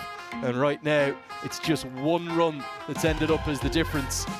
And for some of the fans, there's certainly been high drama, high emotions. It's all happening out in the crowd. A one-run victory for Ireland, the end of the tail of the tape. The player of the match, it surely has to be Mark Adair, doesn't it? 49 off 24. Special mention for Lorcan Tucker as well, who continued his good form. And Tim Pringle with 3 for 32, 35 not out off 13. He was the hero for the Dutch, but it just wasn't quite enough for them. Well, it gives us an opportunity to welcome you into the box for the last time. I've got to say that we're kind of a little bit brought back to life, aren't we? After it looked like that game was only going one way. We saw 1% only for the Netherlands. That shows you one is better than none. At one point, it read 0%. That was before the 2 wides. They'd written it off. They started it back into life. It was Pringle. I love what a game. Maybe my best comment of the day that I saw in the chat was Pringle. Once you pop, you can't stop. And he really did, with the game on the line, produce some incredible hitting. How frustrated he would be that he couldn't get that last ball past Adair. If it does, potentially we're looking at it too. They would have been off straight away looking for the double. Potentially we're looking at a super over. That would have been something pretty special. Who knows? Maybe we'll get one. We've still got 4 more chances in the series. I tell you, my thoughts, Vinny, on the opening 2 days are that these are 3 very, very closely matched sides. I wouldn't read too much into the, I think it was 41-42 run margin of defeat that Scotland went down to in the first game. They'll bounce back, and in many ways they could well have won that game. I think they'll put it up to Ireland tomorrow. Somehow Ireland have won this game. For the vast majority of it, the Dutch dominated it, but the character that Ireland have shown under Paul Stirling, Fionn Hand in particular, Mark Adair, 2 exceptional performances, a brilliant, brilliant game of cricket. This is why we love the associate game. I know Ireland are a test nation. We're not in spirit and in heart. We're with all the associates. Brilliant signs and brilliant scenes for European cricket. Yeah, and I think that ultimately what you're going to get at a World Cup is pressure. And we saw both teams put in a pressure cooker situation here today, didn't we? Let's just have a quick look at what's coming up. A lot of cricket happening on ECN around the grounds here and around the continent. We start with day number 8 of the ECS Estonia tomorrow. Town Stallions taking on the Rising Stars first up. Saw some crazy hitting from Tatu CC, second top score on the network today. And maybe Viking Stars, they can fight back, having a pretty tough series. Also, we have cricket in Portugal tonight. Don't forget that we're already kind of about halfway through the program there. Punjab CC Amadora taking on the Lisbon Supergiants. You can watch that pretty much right now. In fact, I think we're about 15 minutes away from the start of match number 12. Phil G is standing by me there at the Estadio Municipal de Miranda de Corvo in Portugal. And try and say that after a couple of beverages. I'll leave those pronunciations to you, Vinny. I'll stick with the Irish. I'll be the there. Scottish and the Dutch cricketers. And we'll see the Celtic rivals tomorrow. Yeah, of course we will. I'll be there, by the way, in Portugal. So it just shows you the spectrum of cricket I'll be doing over the next month. Ireland-Scotland meeting for the first time tomorrow. Of course, they have a pretty intense rivalry, I'm sure, as well. What do they call that? Is it the 7 degrees of separation between the Virat Kohli at the World Cup all the way down to the entry levels, the T10? I think that I'm the sole reason that it's now 3 degrees of separation. Well, not 7 degrees of separation in the cricket world. Hey, let's finish by saying big thank you to everyone out there. Join us tomorrow. Of course, that start time is the same as today. So 3 p.m. GMT, which is 5 o'clock in Central Europe, and 8:30 p.m. in India. What a game. Honestly, it took a little while at the end for it to kind of re-emerge as a genuine contest. But Pringle almost pulls off a Dutch miracle. And we've seen a Dutch miracle before on the network. It was an absolute classic. I've loved every second of the 2 games so far. I think we're going to have 4 more thrillers. I'm sticking with my one prediction. No side is going to win 4 games, and no side is going to lose 4 games here. There'll be wins and losses for all 3 of these teams. Yeah, well said, Andrew Leonard. It's been great to have your company again. Once again, looking forward to your thoughts as we head into that Ireland-Scotland match tomorrow. Of course, then we'll have the rest day, then we'll have the return fixtures. Big thanks to Corey Ruckers as well for his efforts. Thanks to everyone here at the ground, all the officials, everyone at VCC for looking after us. And of course, Spring Media. They are fantastic what they do, and they allow us to transmit the magic here at the ground to you, wherever you're watching from around the world. Well, it'll be over to Portugal for me in about 10 minutes, but for now, we're going to say goodbye from the VCC ground. Vinny Sander here, Mr. Maximo, with Andrew Leonard. Hope you have a happy and a safe evening. A final reminder to like this video if you are watching on YouTube. Subscribe to the channel. Don't forget our social media at European Cricket. I've kind of got that Paul Stirling one out as my player of the day. Oh, get it Interesting in there. to see what they say. I want to see that clipped up. There's one more, Vinny. Go on. You've got to clip it up. The 6 down into the canal, then the skills from Tom de Groot to get the ball out, and then in he came to the commentary box with his arms down. I want that full package. Yeah, we had our first splashdown, didn't we, today? Anyway, be happy, be safe. Have a lovely evening. We'll see you tomorrow. Firstly in Estonia, of course, on ECN, but then right here, match 3. The Irish and the Scots going toe-to-toe as match 3 on the way. We'll see you tomorrow for some more European Cricket Network and some more Dutch Tri-Series. For now, it's hasta mañana.